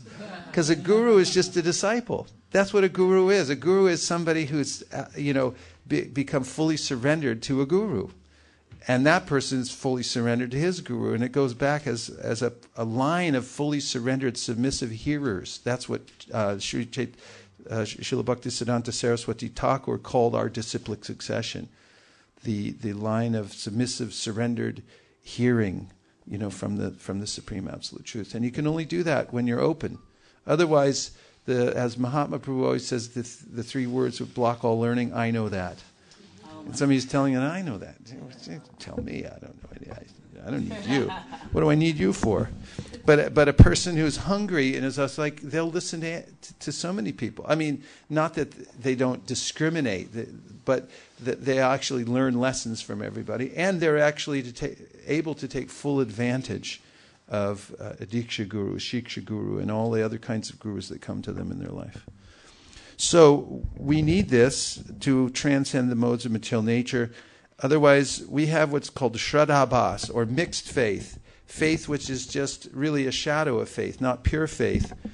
And therefore, the process of becoming liberated and actually purifying the heart of these obstacles, which I mentioned earlier from the Harinam Chintamani and from the Madhurya Kadambini, which are the tripping points in devotional service, have to be overcome by the strength of the liberated souls, and we must take shelter of them in order to progress.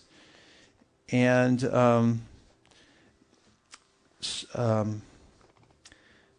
otherwise, this what we have, of course, we have faith, as I mentioned at the very outset of the class. Everyone has faith, but that faith is mixed, and it becomes a mere either reflection or a shadow of real faith. And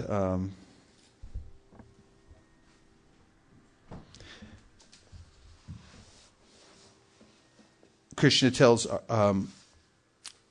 Brahma in the Chaturshloki Bhagavata, Ratertam yat pratyeta na pratyeta chatmani tadvidyadatmano mayam yatapaso yatatamaha. Anything that's not connected to me, anything you see separate from me, know that to be Maya, my illusory energy. So, faith which is not connected to Krishna is this kind of disconnected faith, is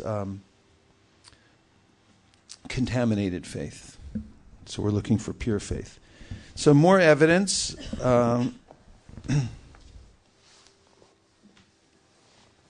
Yeah, and this is important to take shelter of the liberated souls, because we are tatastha.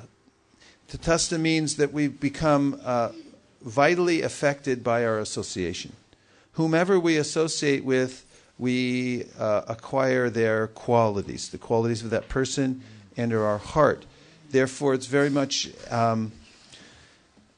recommended by all the acharyas that we avoid janasanga. Janasanga means association with people who are interested in jana, in the world, in the material world. Their goal is to become happy here in the material world. They're not looking towards going back to home, back to Godhead. And when we associate with them, we'll become like them also. We'll develop their values, and we'll think, hey, well, what's wrong? You devotees are so fanatical all the time, you know. All this chanting, and say, live a little, you know. I mean, what's with you guys?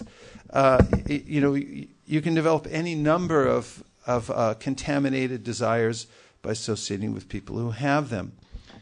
And so we have to remember our position as tatastha. We can become attracted by the separated energy of the Lord. That is bina prakriti, that energy which is not connected directly to the Supreme Lord. And we can also easily become attracted by Krishna's internal energy. That's why we have the practice of devotional service, to remember. Remember means to reconnect the soul to God. And, yes? I had a question on what you mentioned about association with materialistic people, but then also with devotees, because there's different kinds of different devotees, and you talked earlier about association with devotees that are more advanced. And I was wondering if it's better to associate with like one or two more advanced devotees than a bunch of people who might even have a lot of other bad habits. Yes. It's the quality that you're looking for. So when you find pure faith, and if you find beginners that have pure faith, it's you'll get good association from them also, and that pure faith, even though someone may still have some persisting bad habits, but they have full faith that Krishna is the Supreme Personality of Godhead, and they're taking shelter of Vaishnavas. They don't have any misconceptions, or they're not twisting the philosophy in some way. Then those people, when you associate with them, you'll actually benefit. Of course, we're looking for more advanced devotees, and especially Uttama Adhikari. We want to associate with the Uttama Adhikari. Uttama Adhikari is symptomized by strong faith and also knowing the Shastra. Because the Shastra removes our doubts. When you know Shastra and when you have faith in Shastra, the Shastra is there, it's Krishna's mercy, to remove the obstacles of our doubts. And the Uttama Adhikari has imbibed those Shastras and lives them and exemplifies them, and then can represent them to you at proper times. You may come with different doubts, because when you get bounced around in the world, you're going to find different kinds of obstacles in your life. And then you can go to that person and say, now what do I do? And and like a captain of a ship, Krishna calls the Uttamadhikari guide the captain of the ship, Nrideha Madhyam Sulabham Sudulabham Plavam Sukalpam Gunu Karnadaram. On the ship of this body, the boat of the human body, the captain is there. He's been across the ocean so many times. He knows that red skies at night, sailors delight. Red skies in the morning, sailors take warning. And so many other things. And can guide you across the ocean and so forth. So devotees who have a taste for hearing and chanting that's greater than yours, if you can get in that kind of association, faithful devotees, then by the moon rays that come from their heart, you actually get affected. Even somebody who's not a devotee at all, if they associate with pure devotees, can also advance in devotional service by their association, as long as they're not offensive intentionally through Mayavad philosophy or something like that. Yes. So we should endeavor for advanced association, and better to have association with a few devotees who have this pure faith than a whole bunch of devotees who have mixed faith. Okay? Yeah, definitely. And therefore, another verse from the 5th canto, 12th chapter, 12th verse, which many of you probably know, is a very famous verse. Rahu ganai tapasana yati. You can find it in your shloka books. Why don't you all look it up, because it's such a nice verse. 5:12:12. And what page is it on? 223. 223 in your shloka book. We can sing it together.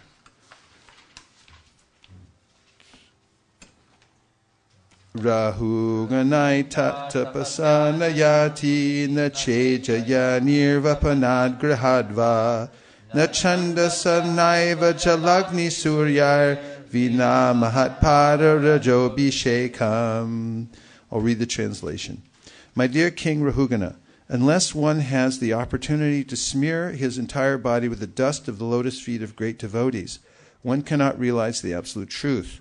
One cannot realize the absolute truth simply by observing celibacy, brahmacharya, strictly following the rules and regulations of householder life, leaving home as a vanaprastha, accepting sannyas or undergoing severe penances in winter by keeping oneself submerged in water, or surrounding oneself in summer by fire and the scorching heat of the sun.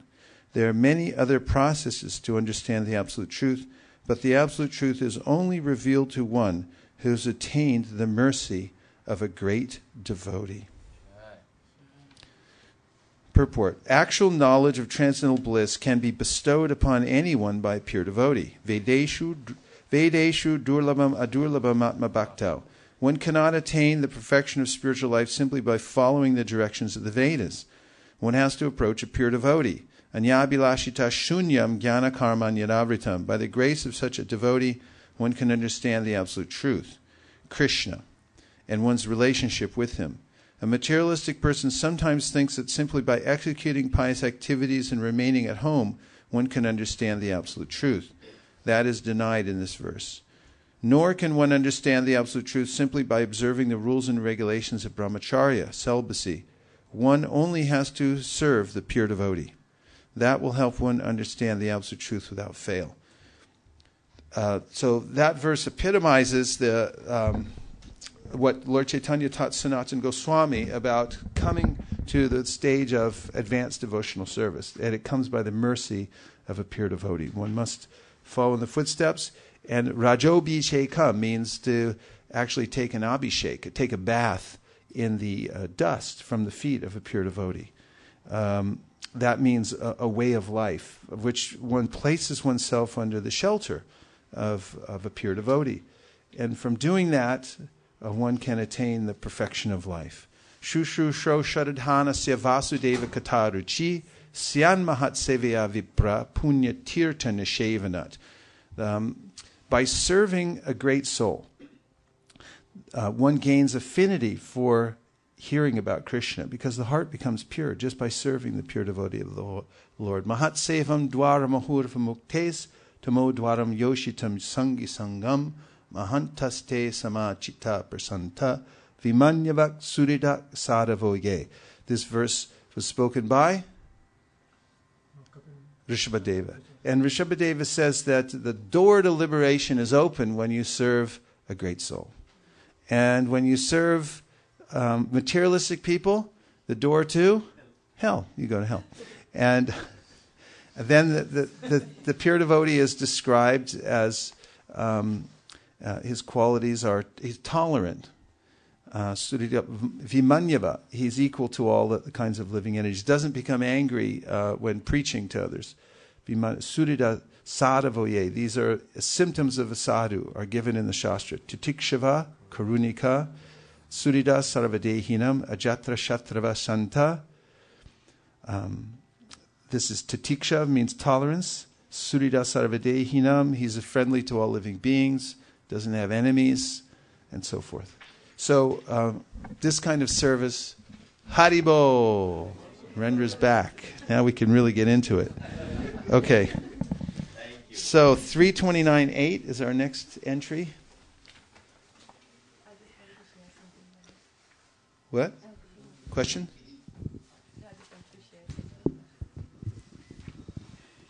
So Maharaj, Mukharvind and I were reading this verse, the Nash Prayashu, today in the morning, and where it was talking about Nityam Bhagavad Sevaya, and Prabhupada talks about both the Parsam Bhagavad and the book Bhagavad, and he said that both of them will have the same effect, and I was just telling him that we are so lucky that we are going to actually hear the Bhagavatam from a Bhagavad, so it's like a double whammy. So thank you so much. Well, I'm reading from Prabhupada's book, so I'll take it like that. Text number 8 in the 3rd canto, 29th chapter. Devotional service executed by a person who is envious, proud, violent, and angry, and who is a separatist, is considered to be in the mode of darkness. Purport. It has already been stated in the Srimad Bhagavatam 1st canto, 2nd chapter, that the highest, most glorious religion is the attainment of causeless, unmotivated devotional service. In pure devotional service, the only motive should be to please the Supreme Personality of Godhead. That is not actually a motive. That is the pure condition of the living entity. In the conditioned stage, when one engages in devotional service, he should follow the instruction of a bona fide spiritual master in full surrender. The spiritual master is the manifested representation of the Supreme Lord because he receives and presents the instructions of the Lord as they are by disciplic succession. It is described in Bhagavad Gita that the teachings therein should be received by disciplic succession, otherwise there is adulteration. To act under the direction of a bona fide spiritual master with a motive to satisfy the Supreme Personality of Godhead is pure devotional service. But if one has a motive for personal sense gratification, his devotional service is manifested differently. Such a man may be violent, proud, envious, and angry, and his interests are separate from the Lord's. One who approaches the Supreme Lord to render devotional service, but who is proud of his personality, envious of others, or vengeful, is in the mode of anger. He thinks that he is the best devotee. Devotional service executed in this way is not pure. It is mixed and is of the lowest grade, tamasaha. Srila Vishwanath Chakravarti Thakur advises that a Vaishnava who is not of good character should be avoided. A Vaishnava is one who has taken the Supreme Personality of Godhead as the ultimate goal of life. But if one is not pure and still has motives, then he is not a Vaishnava of the first order of good character. One may offer his respects to such a Vaishnava because he has accepted the Supreme Lord as the ultimate goal of life.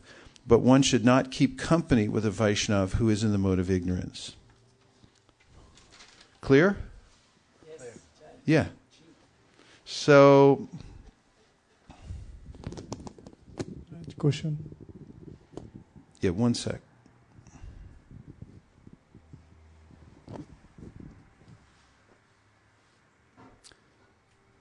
Yes. What is mean by good character? Because sometimes we know that Vaishnava's Kriya Mudra, you can't understand Vaishnava's mood and very difficult to understand. So when we tell that it's not good character, what is the symptoms of not having good character? Well, the symptom of good character, the epitome of good character, is one who considers Krishna to be one's all in life. Sometimes people come to visit pure devotees, and they have some appreciation for the process of devotional service. Say, yeah, you guys do what we do, kind of, and Krishna's cool. He's one of the many people who's cool, but that I like amongst all the things that I do and see and practice and everything. That Krishna's nice too. But when one comes to pure faith and develops the actual good quality, he says, actually, Krishna is everything. He's the source of all good qualities, the source of everything. And even if such a person who has that faith, has not developed perfect character, which is altogether possible. Because, in fact, somebody asked me this the other day. I was walking with Mother Lolium to the Ratha Yatra. And she said, why is it that we get so many crazy people in devotional service? And I said, because Bhakti is so generous. Bhakti Devi reaches out and grabs everyone and says, you come, And some we've seen, Prabhupada tolerated so many crazy people.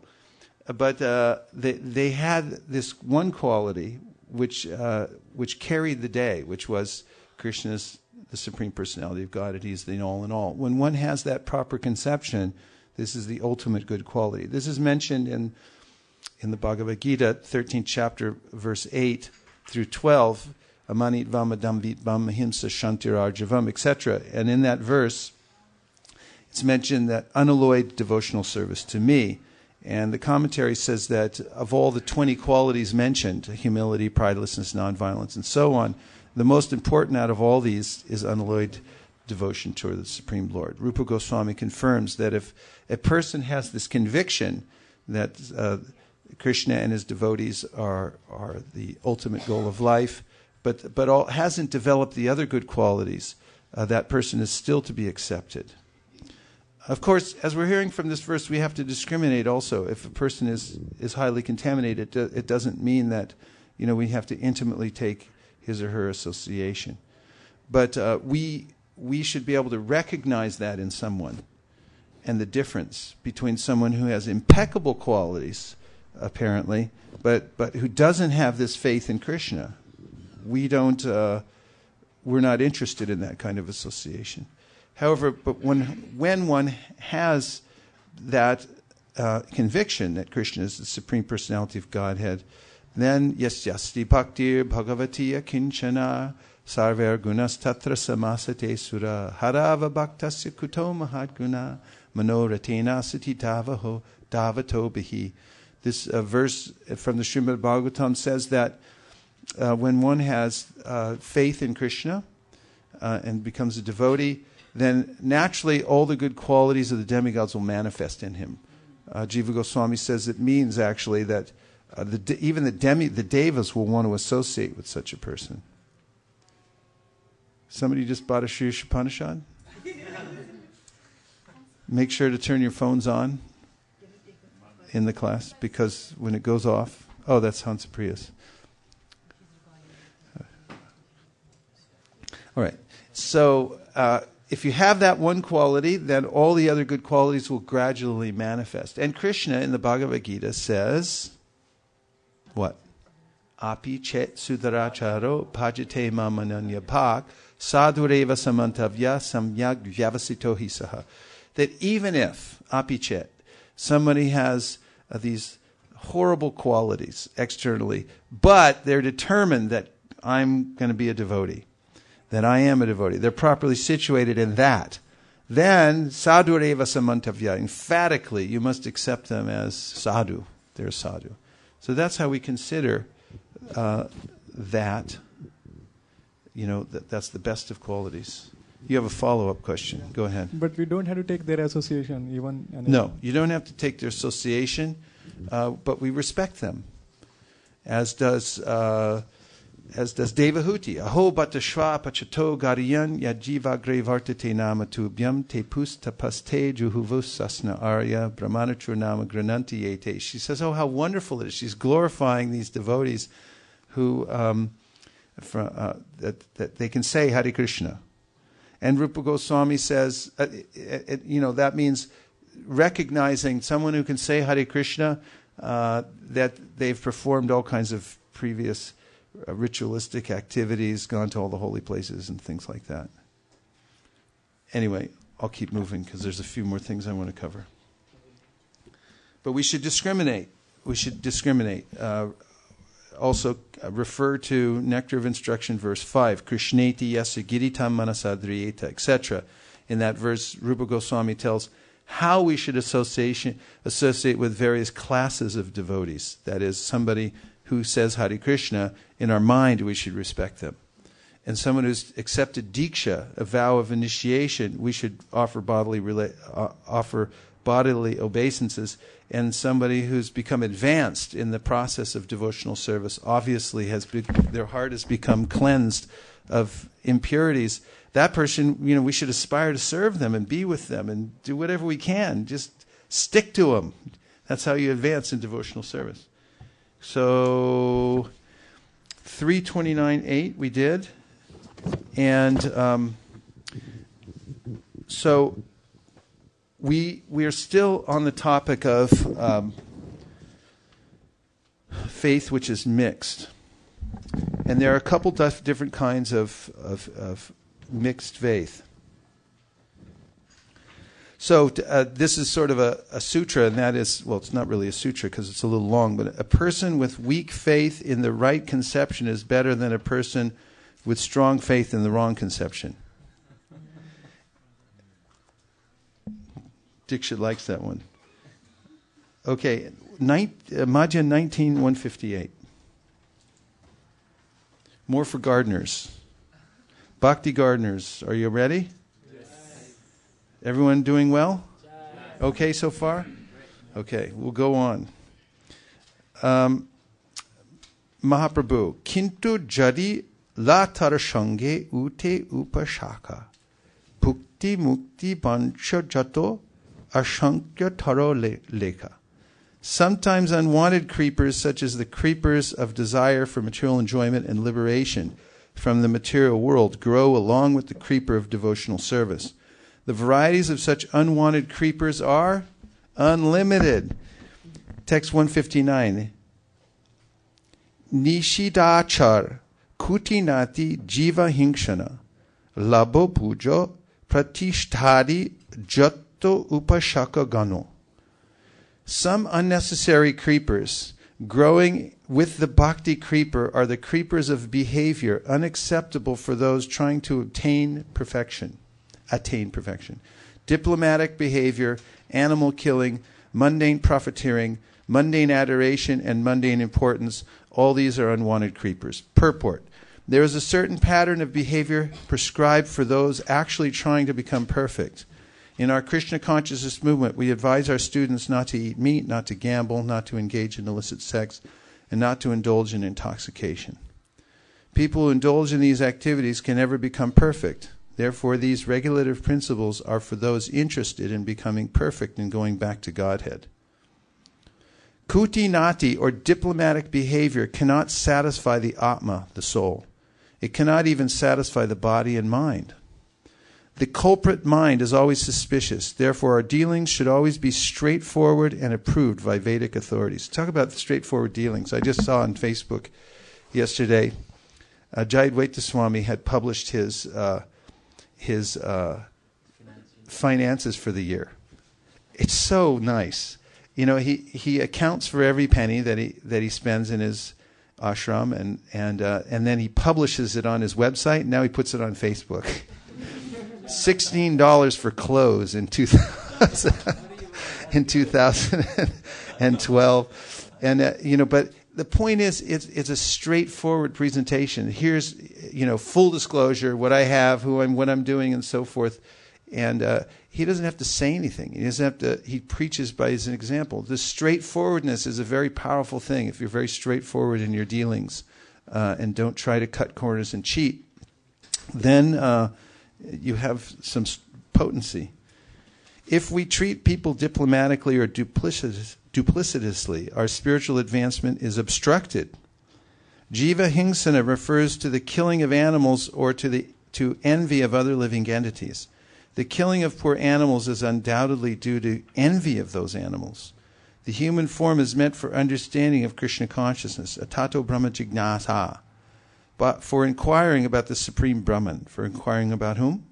Supreme Brahman. Correct. In the human form, everyone has a chance to understand the Supreme Brahman. The so-called leaders of human society do not know the real aim of human life and are therefore busy with economic development. This is misleading. Every state and every society is busy trying to improve the quality of eating, sleeping, mating, and defending. This human form of life is meant for more than these four animal principles. Eating, sleeping, mating, and defending are problems found in the animal kingdom, and the animals have solved their problems without difficulty. Why should human society be so busy trying to solve these problems? The difficulty is that people are not educated to understand this simple philosophy. They think that advancement of civilization means increasing sense gratification. There are many religious propagandists who do not know how the ultimate problems of life can be solved, and they also try to educate people in a form of sense gratification. This is also called jiva hingsana. Real knowledge is not given, and religionists mislead the general populace. As far as material profits are concerned, one should know that whatever material profit one has must be abandoned at the time of death. Unfortunately, people do not know that there is life after death. Therefore, mundane people waste their time amassing material profit which has to be left behind at the time of death. Such profit has no eternal benefit. Similarly, adoration by mundane people is valueless because after death one has to accept another body. Material adoration and titles are decorations that cannot be carried over to the next body. In the next life, everything is forgotten. All these obstructions have been described in this verse as unwanted creepers. They simply present obstacles for the real creeper, the bhakti lata. One should be very careful to avoid these unwanted things. Sometimes these unwanted creepers look exactly like the bhakti lata creeper. They appear to be of the same size and the same species when they are packed together with the bhakti lata creeper. But in spite of this, the creepers are called upashaka. A pure devotee can distinguish between the bhakti lata creeper and a mundane creeper, and he is very alert to distinguish them and keep them separate. One point is that when we associate with more advanced devotees, we should open ourselves to chastisement and correction. If you're willing to do that, you can make advancement very quickly. That's why devotees keep themselves in a humble state of mind so they can accept correction. If we're on edge all the time and someone gives us a correction, it's like, leave me alone. We don't advance very quickly in devotional service. So there are unwanted creepers, so we have to be aware of that, and that's what makes our devotional service. A quick question is simple. Yes. Okay. See, you people, when you distribute your Bhagavad Gita, you are always handling unwanted creepers only. That is where you are approaching most of the You mean other people? Yes. Yeah, we'll talk about that a little bit, but it's a good point.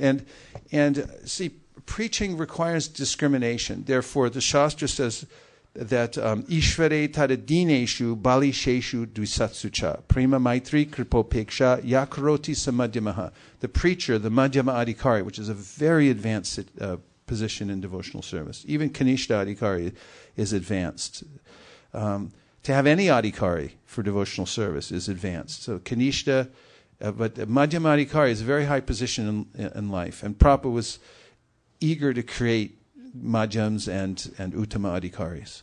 So a madhyama adhikari makes distinction. He sees the Supreme Lord, he sees the devotees, he sees the innocent, and he sees the envious.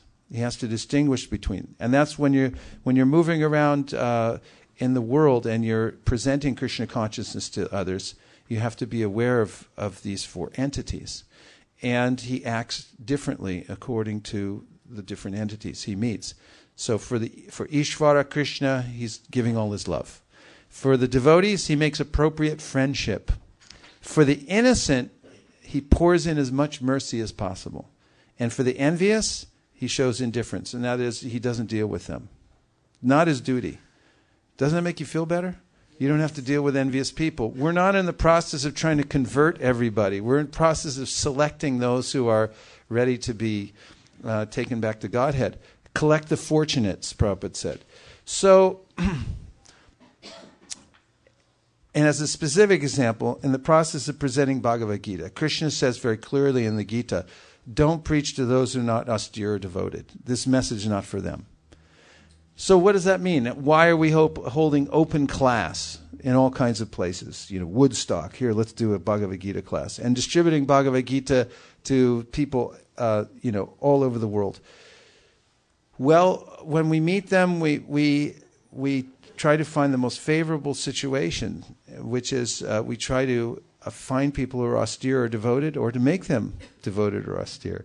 One of the reasons that we engage in asking for donations, for instance, when we give somebody a Bhagavad Gita, we'll say, if you give a donation, you can keep it. And when people give a donation, it's a kind of austerity. And we know this because when we ask them, they crinkle their forehead and start looking around forlornly like they don't have any money. And then when they give a donation, it's a kind of an austerity. It gives them a capability to read the book, read and understand it. There are other circumstances. People may pay attention when you're telling them about it and show some kind of interest. And even if they can't give a donation, they've paid attention so they can take the book. But my point is that the preachers are looking for the proper places to put the book so that people can appreciate it. But we take risks also for the sake of giving people a chance to take to Krishna consciousness. Because we've seen over and over and over and over again people who appeared to be unqualified or envious who made turnarounds. And we come in the line of Chaitanya Mahaprabhu. Mahaprabhu gave Krishna consciousness to anyone who wanted it. And Lord Nityananda gave it to people who didn't want it. Like Jagai Mata, he chased after him. In fact, Chaitanya Mahaprabhu's whole campaign is described by Karabhajana Muni that he ran after the conditioned souls. He didn't wait for them so much. So we have that line where there's a bias towards, giving people the benefit of the doubt. Because after all, it's Kali Yuga. And in Kali Yuga, everyone's disqualified. And Jiva Goswami said that's their qualification. They're so disqualified. That the Lord is saying, all right, give them a break. Here's a dispensation. They're helpless, let's bring them along. Can I move on? Yes, please. Okay. So there are a couple kinds of two divisions of this abhas. So abhas means a reflection. So we're talking about shraddha abhas. So shraddha, I defined at the beginning of class, as faith, but it can be indirect. And there's two ways of being indirect. One way is called reflected, and the other is called shadow. So there's a difference between these two, and I'll give it in an analogy that a tree on the side of a lake will have a reflection on the water. The reflection is detached from the tree, whereas the shadow is connected. You'll notice that a shadow is always connected to the object, whereas the reflection is disconnected. even though the reflection looks just like the tree, it's disconnected. So there are kinds of faith which are reflected faith. And specifically, Thakur Haridas in the Harinam Chintamani talks about how Mayavad is a reflected kind of faith. That is, those who consider the Supreme Lord and themselves to be the same. They have a motive of becoming the Supreme Personality of Godhead. They are performing devotional service in a utilitarian way only so that they can merge and become one with the Supreme Lord. This is a kind of reflection, as you might see people performing all kinds of activities that appear to be austere or even devoted, but their motivation is to become one with the Supreme Personality of Godhead. This is reflected faith. And this kind of faith will not help one at all because it's offensive towards the Supreme Personality of Godhead. And chanting Hare Krishna, in fact, with this kind of mentality also is not beneficial. It's the only kind of chanting of the holy name that Haridas Thakur says is truly offensive in the sense that you won't make any advancement when you're contaminated by this idea of Mayavad.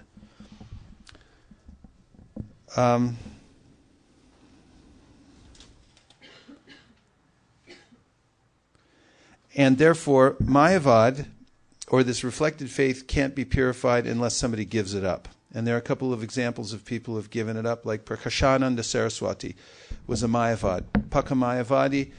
But when he met Chaitanya Mahaprabhu, he renounced it. He gave it up. Sarvabhauma Bhattacharya, Paka Mayavadi.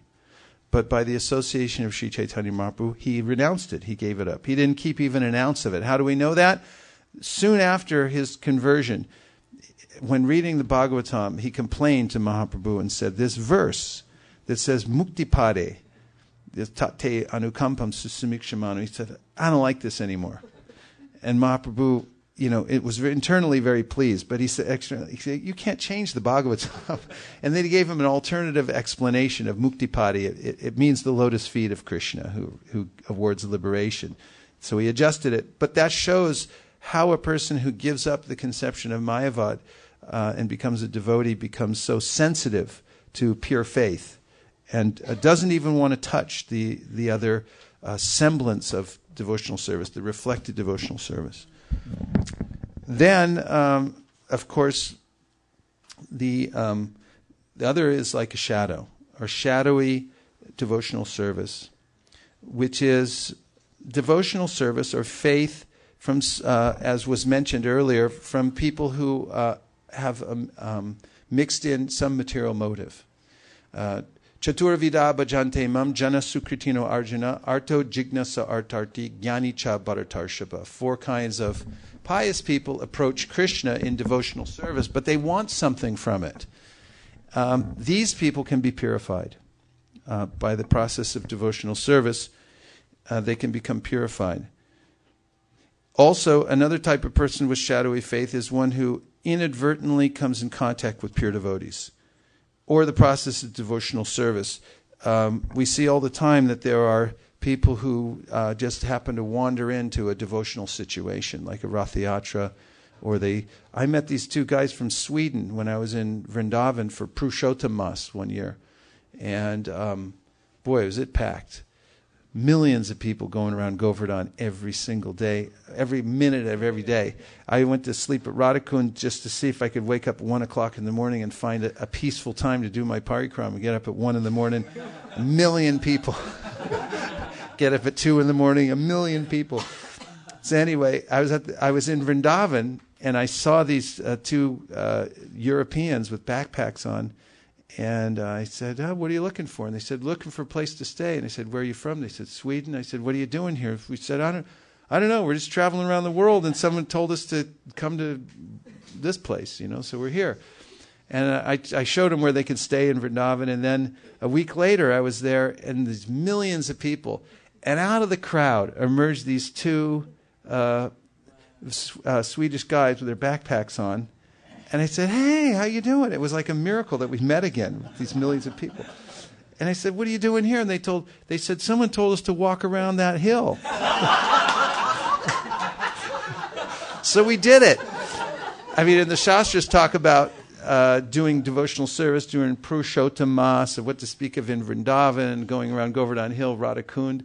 They were innocent. They didn't know what they were doing, but they got this inestimable benefit. Even there's a Puranic story about Prahlad Maharaj, which may not be the exact same Prahlad Maharaj as mentioned in the Bhagavatam, who, accidentally fasted on an Ekadashi for, reasons which are we won't go into right now. But it was an accident. And so there's ways that people come in contact with devotional service and incidentally become purified. However, when people concoct their own philosophy and stick to it in a way to stay away from the path of pure devotional service or to dominate others and so forth, then there may be they may be incorrigible and very difficult to transform. So in our own practice, we should be very careful to avoid offenses. We should root out the weeds of asatrishna, or thirst for temporary things. We should also become free from hridaya durbalya, which means, that's weakness of heart. Also, we should be very careful about aparatas. This is a very specific qualification of a pure devotee, or one who is advancing to pure devotional service, and that is he or she is careful to avoid offenses in the process of devotional service.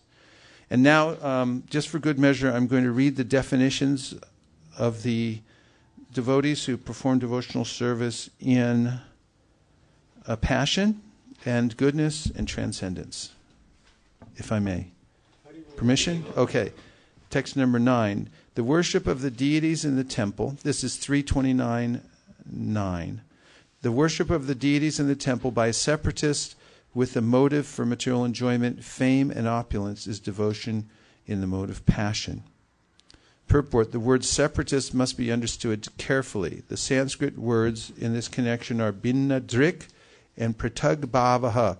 A separatist is one who sees his interest as separate from that of the Supreme Lord.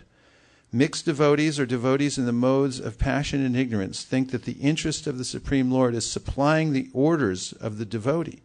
The interest of such devotees is to draw from the Lord as much as possible for their sense gratification. This is the separatist mentality. Actually, pure devotion is explained in the previous chapter. The mind of the Supreme Lord and the mind of the devotee should be dovetailed. A devotee should not wish anything but to execute the desire of the Supreme. That is oneness. When the devotee has an interest or a will different from the interest of the Supreme Lord, his mentality is that of a separatist. When the so-called devotee desires material enjoyment without reference to the interest of the Supreme Lord, or he wants to become famous or opulent by utilizing the mercy or grace of the Supreme Lord, he is in the mode of passion. Mayavadis, however, interpret this word separatist in a different way. They say that while worshiping the Lord, one should think himself one with the Supreme Lord. This is another adulterated form of devotion within the modes of material nature. The conception that a living entity is one with the Supreme is in the mode of ignorance. Oneness is actually based on oneness of interest. A pure devotee has no interest but to act on behalf of the Supreme Lord. When one has even a tinge of personal interest, his devotion is mixed with the three modes of material nature. Karma nirharam udishya parismin va tadarpanam yajed yashtavyam itiva pritag bhava sasatvikaha. How's everyone doing? Okay? Okay. When a devotee worships the Supreme Personality of Godhead and offers the results of his activities in order to free himself from the inebrieties of fruit of activities, his devotion is in the mode of goodness. Purport: the Brahmins, Kshatriyas, Vaishyas, and Shudras, along with the Brahmacharis, Grihastas, Vanaprasthas, and Sannyasis, are the members of the 8 divisions of Varnas and Ashrams, and they have their respective duties to perform for the satisfaction of the Supreme Godhead. When such activities are performed and the results are offered to the Supreme Lord, they are called karmarpanam, duties performed for the satisfaction of the Lord. If there is any inebriety or fault, it is atoned for by this offering process. But if this offering process is in the mode of goodness rather than in pure devotion, then the interest is different. The 4 ashrams and the 4 varnas act for some benefit in accordance with their personal interests. Therefore, such activities are in the mode of goodness. They cannot be counted in the category of pure devotion. Pure devotional service is described by Rupa Goswami, as described, is free from all desires, all material desires. Anyabhilashita shunyam. There can be no excuse for personal or material interests. Devotional activities should be transcendental to fruit of activities and empiric philosophical speculation. Pure devotional service is transcendental to all material qualities. Devotional service in the mode of ignorance, passion, and goodness can be divided into 81 categories. How many categories? 81.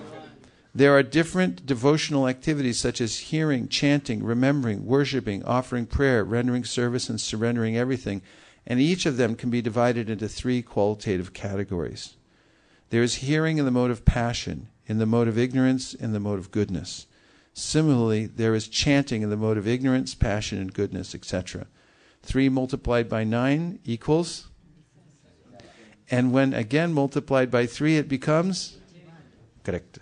One has to transcend all such mixed materialistic devotional service in order to reach the standard of pure devotional service as explained in the next verses. Are you ready? Yes. Now you're talking my language. Here we go. The next verse describes devotional service beyond the modes of material nature.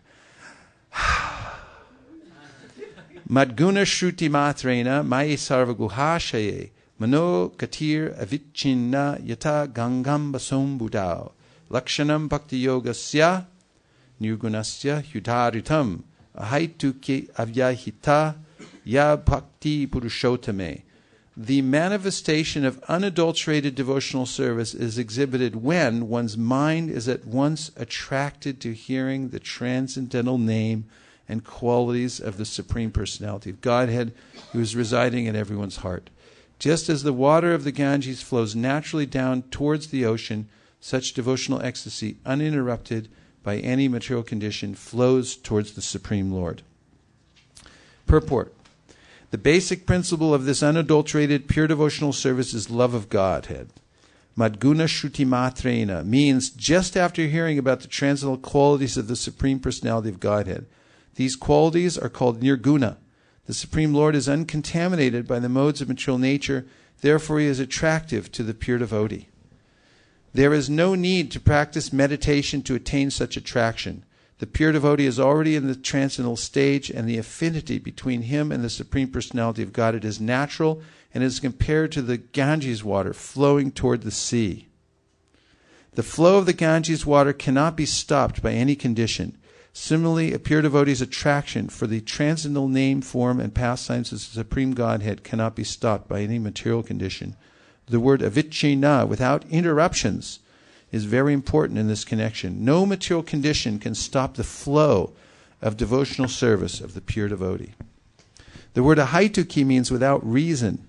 A pure devotee does not render loving service to the Supreme Personality of Godhead for any cause or for any benefit, material or spiritual. This is the first symptom of unalloyed devotion. Anyabhilashita shunyam. He has no desire to fulfill by rendering devotional service. Such devotional service is meant for the Purushottam, the Supreme Personality of Godhead, and not for anyone else. Sometimes pseudo-devotees show devotion to many demigods, thinking the forms of the demigods to be the same as the Supreme Personality of Godhead's form. It is specifically mentioned herein, however, that bhakti, devotional service, is meant only for the Supreme Personality of Godhead, Narayan, Vishnu, or Krishna, not for anyone else. Avyavahita means without cessation. A pure devotee must engage in the service of the Lord 24 hours a day without cessation. His life is so molded that at every minute and every second he engages in some sort of devotional service to the Supreme Personality of Godhead. Another meaning of the word avyavahita is that the interest of the devotee and the interest of the Supreme Lord are on the same level. The devotee has no interest but to fulfill the transcendental desire of the Supreme Lord. Such spontaneous service unto the Supreme Lord is transcendental and is never contaminated by the material modes of nature. These are the symptoms of pure devotional service, which is free from all contamination of material nature. There you have it. Okay, we'll take a lightning round of reflections. What'd you learn? One thing that stuck in your mind, you're taken home, somebody grabs you in the parking lot and said, what the heck is that guy talking about in there? You tell him one thing. Okay, Hakeem. Here comes the microphone. Pass it on down. This class is filmed before a live studio audience. That's why we use the microphone. Hare Krishna. I really like the explanation of Shraddha and how there's the shadow and the reflection, the difference between the two. It makes a lot of sense. The Mayavad, right, is the reflection, and the devotee maybe with a little bit of material attachment is the shadow, but he still can make progress if he continues his bhakti. Nice point. Really nice point. Very nice. Also, we invite all our listeners out there on the phone or on the internet to call in. Bhakti and Linda, if you're there. Bhumi, if you're there. Anyone, you can. If you're on the phone, you can call in and ask questions or give your reflections from the class. And also, do we have a number to text in if people are watching and they want to text in a question? 408-623-5341. That's 408-623-5341. That's 408-623-5341. You can text to that number if you have a question or a comment that you want to make today. Thank you. You were next. Go ahead.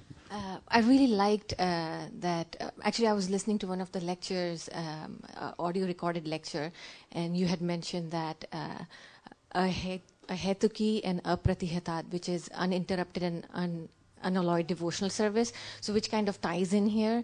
And one of the qualities you read for modes in goodness or the devotional service which transcendence is when there is no cessation to your devotional activities. And one of the things I really liked was an example you gave in your recorded lecture of a violinist. And he said that when I don't practice for a day, I notice it. When I don't practice for 2 days, then my teacher notices. When I don't practice for 3 days, everybody notices that. So that was stuck in my head. So I was like, maybe that should be a New Year resolution, is no cessation at all. So that is stuck in my head, yeah. Thank you so much. Fantastic. Thank you. What a nice reflection. When you told remember, this first time I remember, and I again connecting soul to the God, that remember. Remember. You have members and you rejoin them. Remember. Yes, nice. Okay. Yes. Swati. Hare Krishna. Okay, Bhakti and Linda coming all the way from Dallas, Texas. Go right ahead. Hare Krishna, Prabhu. Hare Krishna. I just had reflection. I guess one thing that stuck in my mind was when you made, I guess, the analogy, the comparison to our minds being like a wild animal.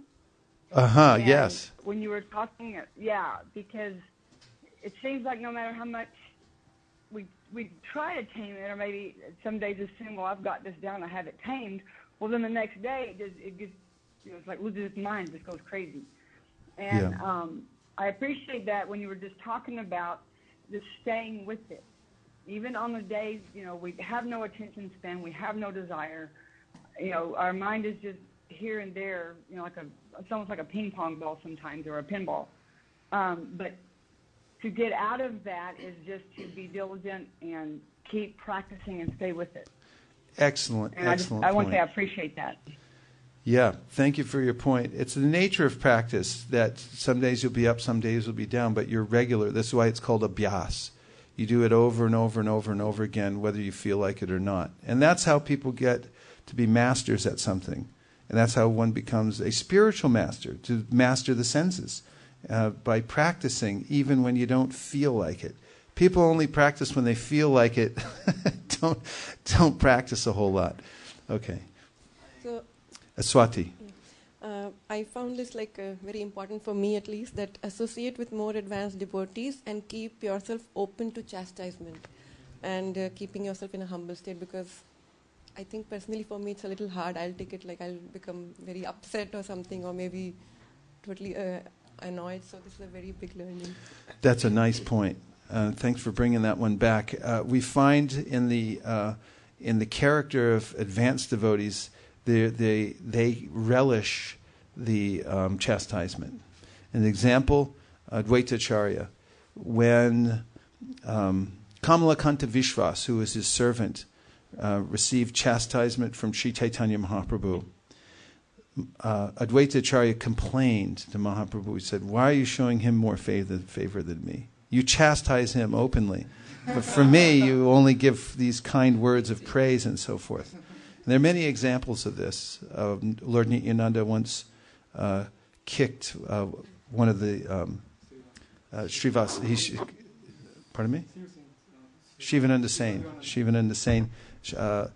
Nityananda Prabhu kicked him, and he cursed all his sons to die. And Shivananda Sain's wife started crying, and he said, "Foolish woman, if Lord Nityananda curses all our sons to die, that's a good thing." You know?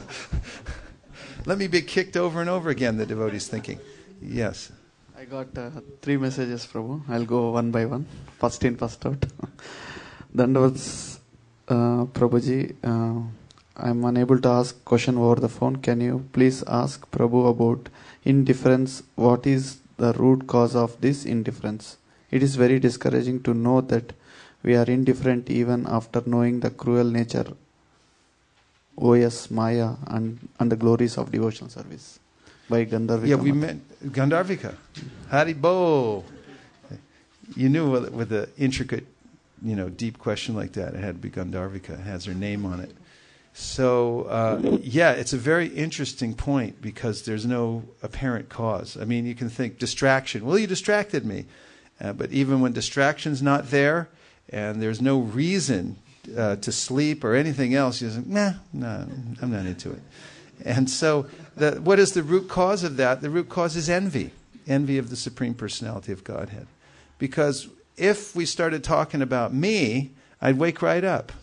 If it was like, hey, you just got a message on Facebook and people are glorifying God, I'm there, But if it's about Krishna, so it's a deep-seated envy in the heart of the living entity. It's a kind of covering of the mode of ignorance. And the good news is that can become purified by the process of turning one's attention back to Krishna. Because Krishna is all sweet, and he's all good, and he's all purifying. And if we stay in the process, then gradually that indifference, and especially by the association of pure devotees, who are not indifferent at all, they're anything but. They're fully attentive to Krishna's service 24 hours a day, and they're so eager to hear even one word about Krishna. And by their association, we get affected, affected and infected. Just like, when the cold season's going around, somebody picks up a newspaper and then you touch it and then you rub your eyes. You got it. And so it's that infectious. Yeah. Haribol. Bhumi? Haribol, I just wanted to say Hare Krishna because you told us to call in. Let's hear it for Bhumi down in Santa Cruz. Haribol! And Bhakti and Linda down in Dallas, Texas. Haribol! And Gandharvika, who texted in from home. Haribol! Okay. Anything you want to say, Bhumi? Yeah, I just wanted to say that you mentioned about the quality of being straightforward, and then you also used Jayadvaita Swami's financial report as an example of a devotee being entirely straightforward and transparent, and I like that. Thank you. Thank you very much. Hare Krishna. Hare Krishna. Who's that? Sudeep from Sacramento. Let's hear it for Sudeep in Sacramento. Go right ahead.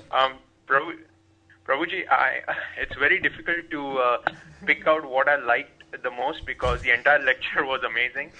But still, there are a few points I noted down, and one of them that stood out was the example, the story that you mentioned about Mahaprabhu lying in the doorway, and how Govinda Das, he did not commit the offense for his own sense gratification. That was an amazing example.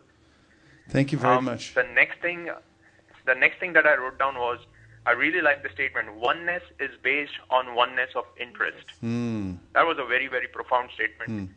And then in the last purport where we were reading and Apratihata and Avyavahita, I also thought about the words about Savai Pumsam, where also those things, uninterrupted and constant devotional service. Though that thing also stuck in my mind. So thank you so very much. What a way to start. Every time I listen to this lecture, the one thing that comes to my mind is what a way to start the day. Thank you, and thank you. Sudeep's and like a kid in a candy shop. Okay, go ahead one more and then we'll go to Carlos in the back. Okay, there is two more. Two more. Yeah. We'll do one and then we'll go to Carlos and we'll come back to the next. Okay. This is from, I think, Janardhan Prabhu. Hare Krishna Gurudev. JYMV. Janardhan in San Diego? I don't know who is JY. What's the phone number? It's 619-572. Hey, Janardhan, Haribo. I haven't heard from you in a long time. I'm so happy to hear Your from lecture gives me hope that I am on the right road of bhakti. Thank you for your wisdom, Haribol. Yeah, he's definitely on the right road of bhakti. I just heard from the temple president down in San Diego and said he's doing excellent service there. So let's hear it for Janardhan, San Diego. Talk about a development of pure faith. Bhumi and her god sister met Janardhan on the streets of Monterey and preached to him and fed him a lot of halava. And immediately this pure faith emerged from him, and he's been steadily engaged in service as a brahmachari for a couple of years now down in San Diego, doing excellent service from what I just heard from Mahatattva Prabhu. So this is a great victory for Lord Chaitanya's Sankirtan movement. And you can see how the pure faith works. Thank you very much. Okay, Carlos, and then back to the next text. All right, Hare Krishna. I like the one about the bhakti creeper, and I didn't realize that the creepers that grow up around it are look just like the bhakti creeper, but they're not. Yeah, when they're brand new, especially when creepers come out of the ground, they look very, very similar in the beginning. So we have to carefully discern which is which. Shraddha? Prabhuji, this is not Janardhan. This is Jim Fernando.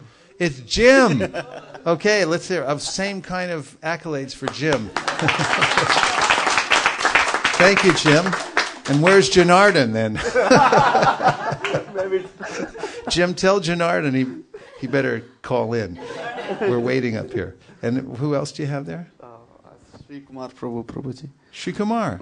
Reflection. 3 things to better devotion. Avoid material hankering. Avoid offenses to devotees and everyone else. One more I missed. Thank you, Prabhuji. So he made the points through ways to avoid offenses? Avoid material hankering. Oh, hankering, yeah. Avoid offenses to devotees. Yeah. And everyone else. One more I missed. Oh, that is weakness of heart. So we had Satrishna, which is a thirst for temporary, trifling things. Don't major in minor things. And then Hridaya Durbalya, which means the weakness of heart, just being a pushover. Well, don't be a pushover. Become courageous in this world and stand on your own 2 feet and fight with Maya like a warrior. That's what Krishna says in the Bhagavad Gita. Be a warrior. Evam buddhi param buddhva samstabhyatmanam jahi shatrum mahabaho kamarupa dara. Stand up and fight. Why don't you? Don't take it lying down. Don't be weak of heart. And then the last one was aparadha. Be careful. You can do that. You can be careful not to make offenses. Nice point, Sri Kumar. Thank you very much. And go ahead. Okay. Dukkhantri Devidasi here. Thank you for making these lectures available. I'm listening from Chapel Hill, NC, North Carolina. Hey, Haribo, Chapel Hill! Duhankri Devidasi ki jai. And I agree, what a way to start the day. Hare Krishna. Thanks for checking in from Chapel Hill. And to all the devotees in North Carolina. Way to go. Hare Krishna. Yes. Hare Krishna, Prabhuji. Hare Krishna. I really like 2 points, 2 reflections which I have. One was, I think I really agree with Mataji that we should be very much open to chastisement. And it connects with one of the lecture which I was hearing, and Sachinandan Swami Maharaj said that when you get chastised, go out of the room and dance for a while. Yes.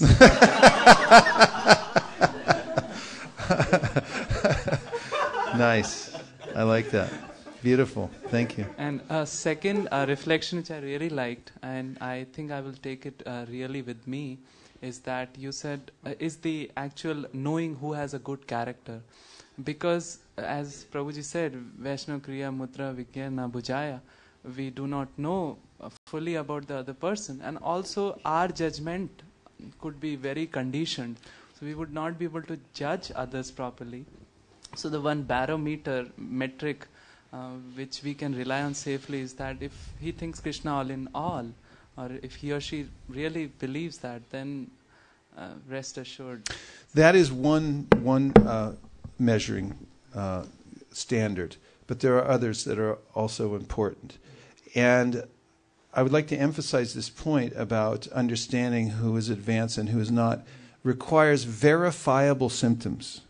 Because when we start talking about pure devotees and uttamadhikaris, someone might give unverifiable standards.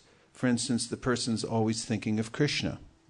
The person's seeing Krishna directly. You can't verify that. We don't know who's seeing Krishna and who's not seeing Krishna. However, there are verifiable symptoms given in the Shastra by which one can measure who is an advanced devotee or even an uttamadhikari.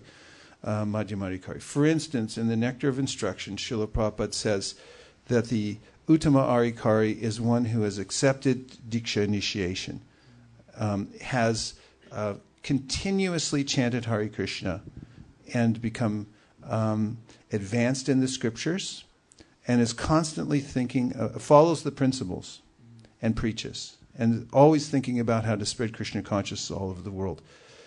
You can verify if somebody knows the scriptures. Just ask them. You can verify if somebody is engaged in following the 4 regulative principles in chanting. They can hide it for a while, but not for very long if they're not. It always comes out some way or another. They may be in Timbuktu thinking that they're, okay, but someone will walk, hey, Hari Bol. And so these things we have to know are verifiable symptoms as well.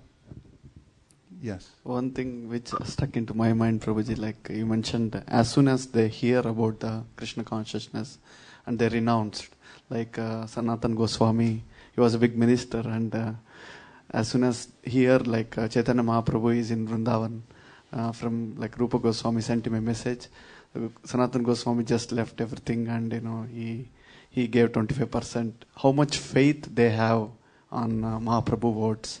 That unalloyed faith, and as soon as they hear about Krishna, they left everything. On the other hand, Maharajan Barish didn't leave everything.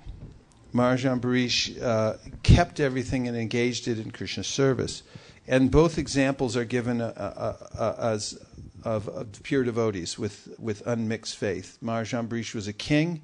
He had a duty to perform, and he performed it, but he did everything in relationship to Krishna. And Arjuna is another example. He wanted to renounce. He wanted to walk away and say, okay, I'm going to become a mendicant now. And Krishna said, not so fast. If you do that, you're going to end up following your nature somewhere else, and you'll be defamed in the process, and also you won't get the result of renunciation because it'll be in the mode of passion. If you give up your duty whimsically because you don't like the way things are going, then you don't get the result of your renunciation. You have to stick it out, whether you like it or not. If it's cold, you still take your bath. If it's hot, you still go in and cook. And, you have to follow the authority. That's the point. You have to become one in interest with the mission and find the proper authority and follow that authority. And then whether it's going well for you or not, you can't just take all your toys and go home. You take all your toys and go home, you won't advance in devotional service. You have to stick it out and go the distance. Then you get purified in the process of devotional service. Comments in the back? You have points from the kitchen. Analogies from the kitchen. It's coming out in their new book. Bhakti lessons from the kitchen. Let's hear it. So I like the point that we made. The weed comes out and sometimes it looks as good as that it's a good one. And it's good to have someone to go find out and ask about it. Is that the weed needs to be pulled out or something? I find by association with advanced devotees, you can distinguish very quickly. There's even a subtle way. It's not even that there's a gross chastisement by people who are an overt chastisement. I should say from advanced devotees who will tell you stop doing this, do that. But just if you're in the association of advanced devotees, or at least devotees who are more advanced than you are, there's subtle ways that even they'll look at you or they'll, whatever, that you'll pick up on the fact that I should do something more like this. And they're not always chastisement. They're also encouragements or humorous statements or things like that. But they're definitely there, because when you're around a person who's more elevated than yourself, it's natural that they'll see things in you. And advanced means they're compassionate also. It means that they're looking to help you move forward in the process of devotional service. Malini? Prabhuji, one point you were mentioning that when we have to associate with advanced devotees, there was a point that we have to associate with Uttamadhikari, and also you can associate with new people who have pure faith. And I was just thinking that when we go out on book distribution, we meet so many people. They may not be in Krishna consciousness or may not be even exposed to devotional service. But when you say something about Krishna, they say, I love Krishna. That kind of a faith. This is such a nice point, Malini. It's very important also, because there's a way in which, someone might begin compartmentalizing and saying, I'll only associate with these people. There was at one point, there's a letter actually Prabhupada wrote. There was one devotee who was very charismatic and brought a lot of people to Krishna consciousness, but he had his own sort of following, and there was always sort of like a little division between them and ISKCON. It's a long history, which I won't go into now, but in any case, at one point, one of the followers of that person wrote a letter to Prabhupada and saying, we only follow such and such. And Prabhupada said, why only such and such? Why not all the other pure devotees who are following the process and such? In Jagannath Puri, when Mahaprabhu one day went in to see Lord Jagannath, he stood at the Garuda Stamba at the back of the temple to have his darshan.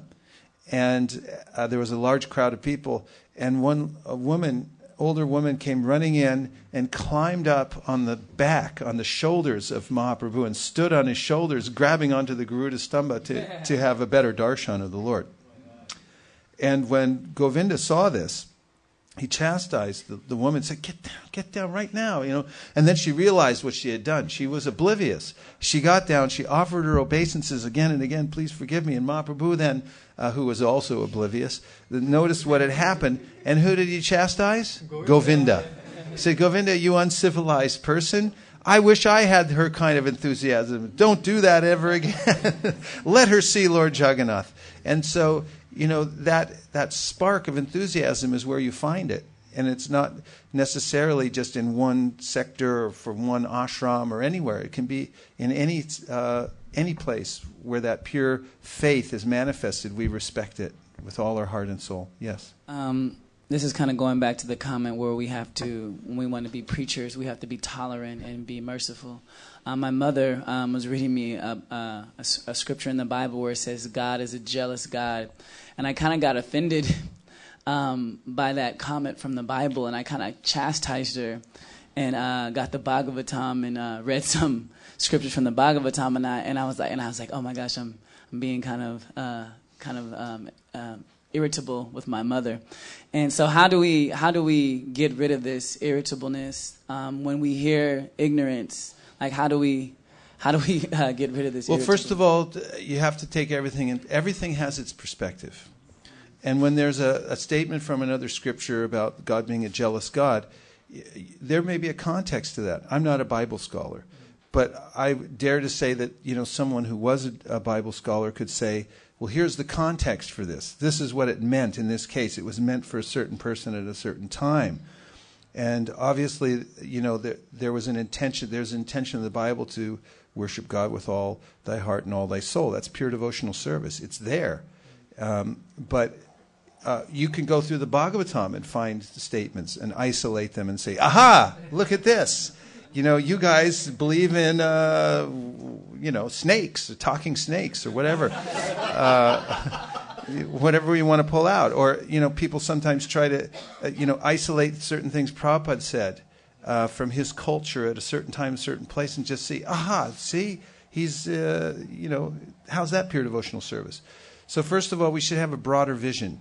We should have broad vision and see that people's intention is to come to God, and that within every spiritual tradition, there's a spectrum of participants, starting from on one side we will call fanatical.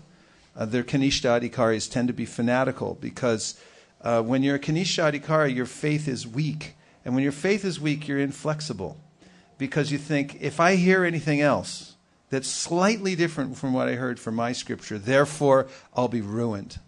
And therefore they draw it's only one way. There's only one way, and there's only one verse, and I'm going to put it up at a football game, and that's it. That's the whole philosophy. It becomes just so calcified.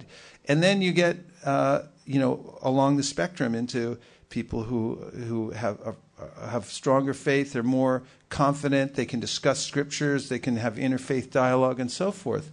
And then you get reformers, even. People come out and they're very advanced, and they can make innovations based on the principles but changing the details without changing the principles. And so we have to be aware of the fact that there are unique individuals. Every soul is unique and has its own particular quality. And we should fan the spark. This is a very important principle for preachers. Look to see what is the intention of the person.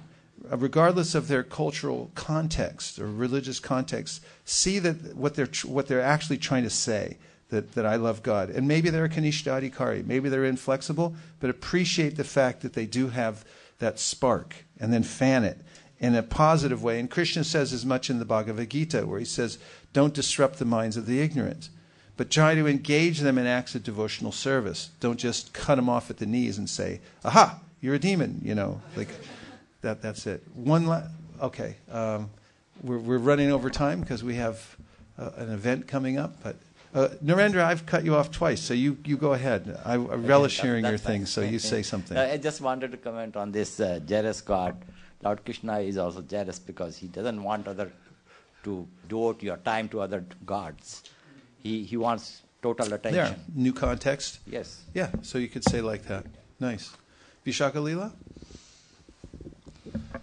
I have been meditating on this Vaishnava Aparadh since last 2 days, and you were talking about Vaishnava Aparadhs today.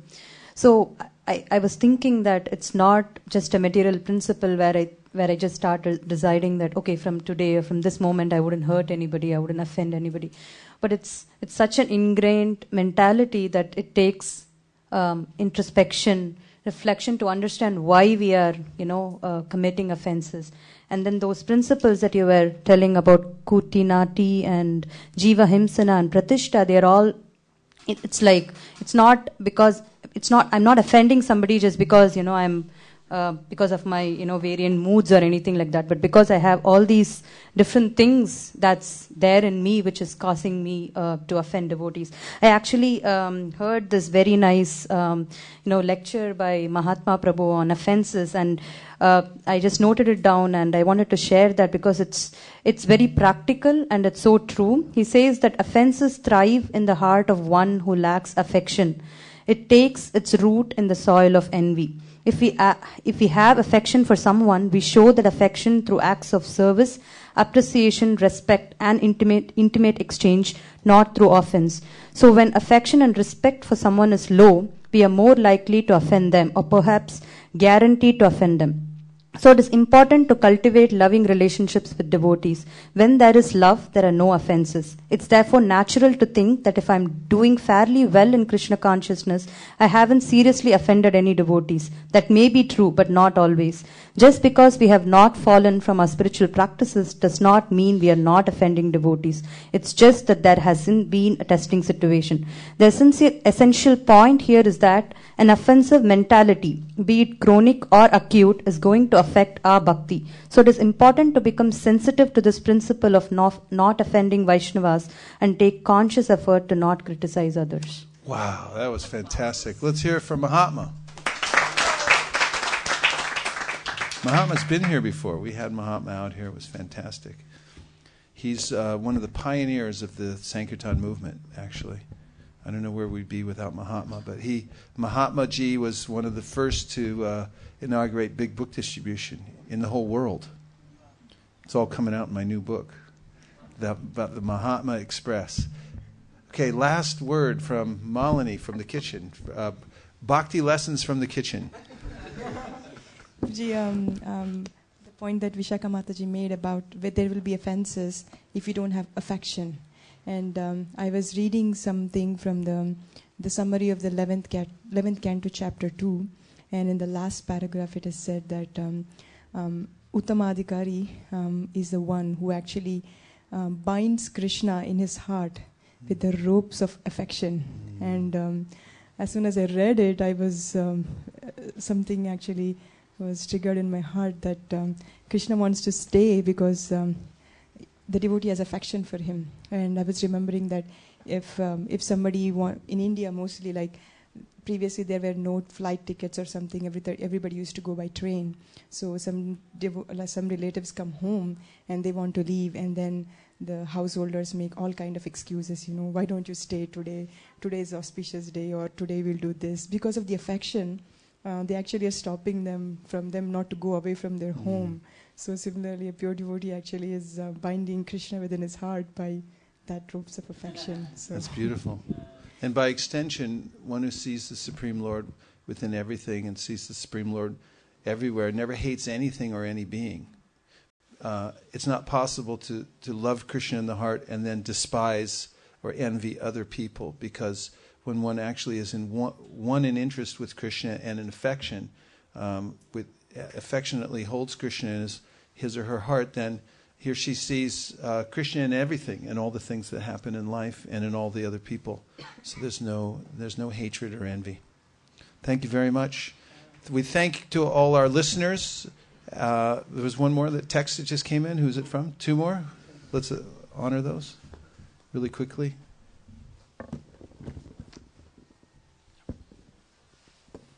This is from Rasika Shiromani Mataji. Disciplic section. Rasika Shiromani Ki Jai. Disciplic succession is the series of fully surrendered submissive souls going back to absolute truth. I like the definition of disciplic succession. Nice. It is very clear. We can use this to explain while preaching. Beautiful. Thank you. Nice point, Rasika Shiromani. And the last one? That's it. Okay.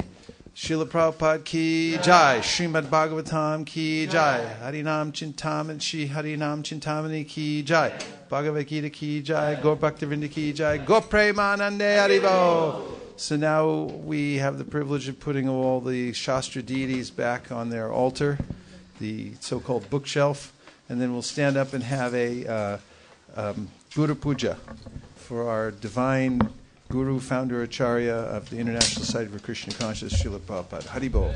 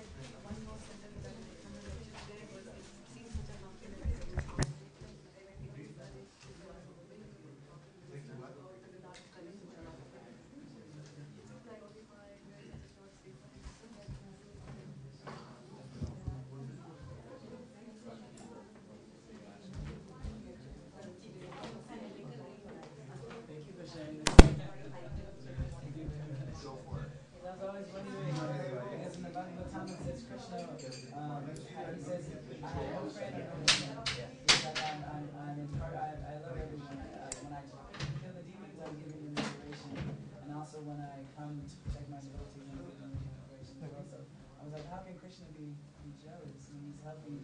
Anytime he's shouting at somebody or doing anything, he's helping everyone. He definitely gives more attention to his own devotees. Yes. That is there. He has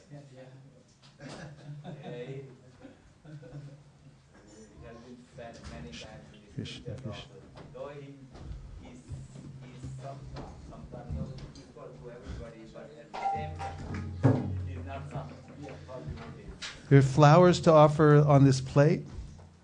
Our pujari is entered for the puja, and everyone can move up close. Come on in. And for those who don't know the words, we have a sheet.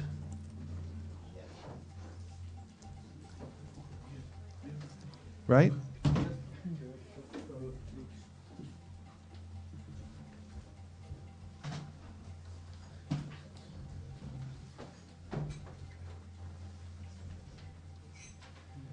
Namasreshtam manamapi shachiputram matra swarupam rupam tasya gajam aruparim maturim goshtavatim radha kundam girivaramoho radhika madhavasham prapto yasya pratisha kripaya shri gurum tam tatosmi Shri Guru Charana Padma Kevalabha Kati Sadma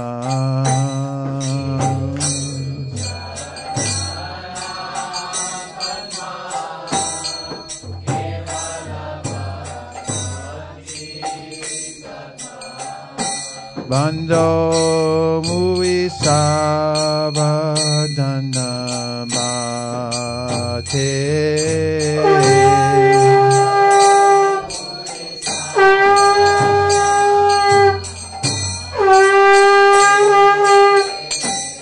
Jahara Prashare Bhai Bhavato Riyaja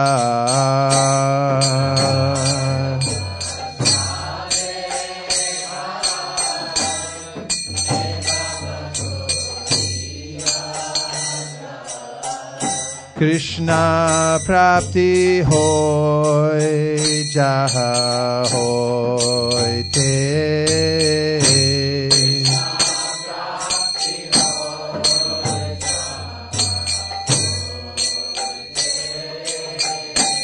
Krishna Prapti Hoy Jaha Hoy Te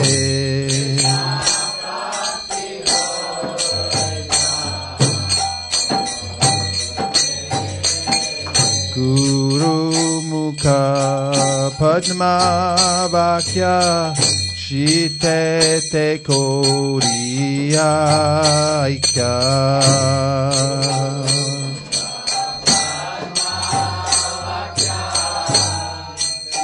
Offer flowers. Guru Mukha Padma Vakya Chitete Ko Riya Aikya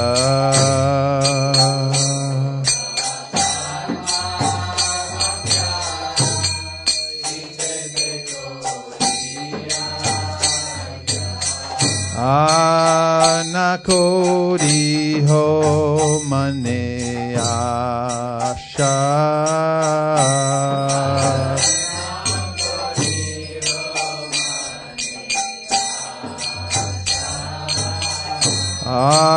Anakodi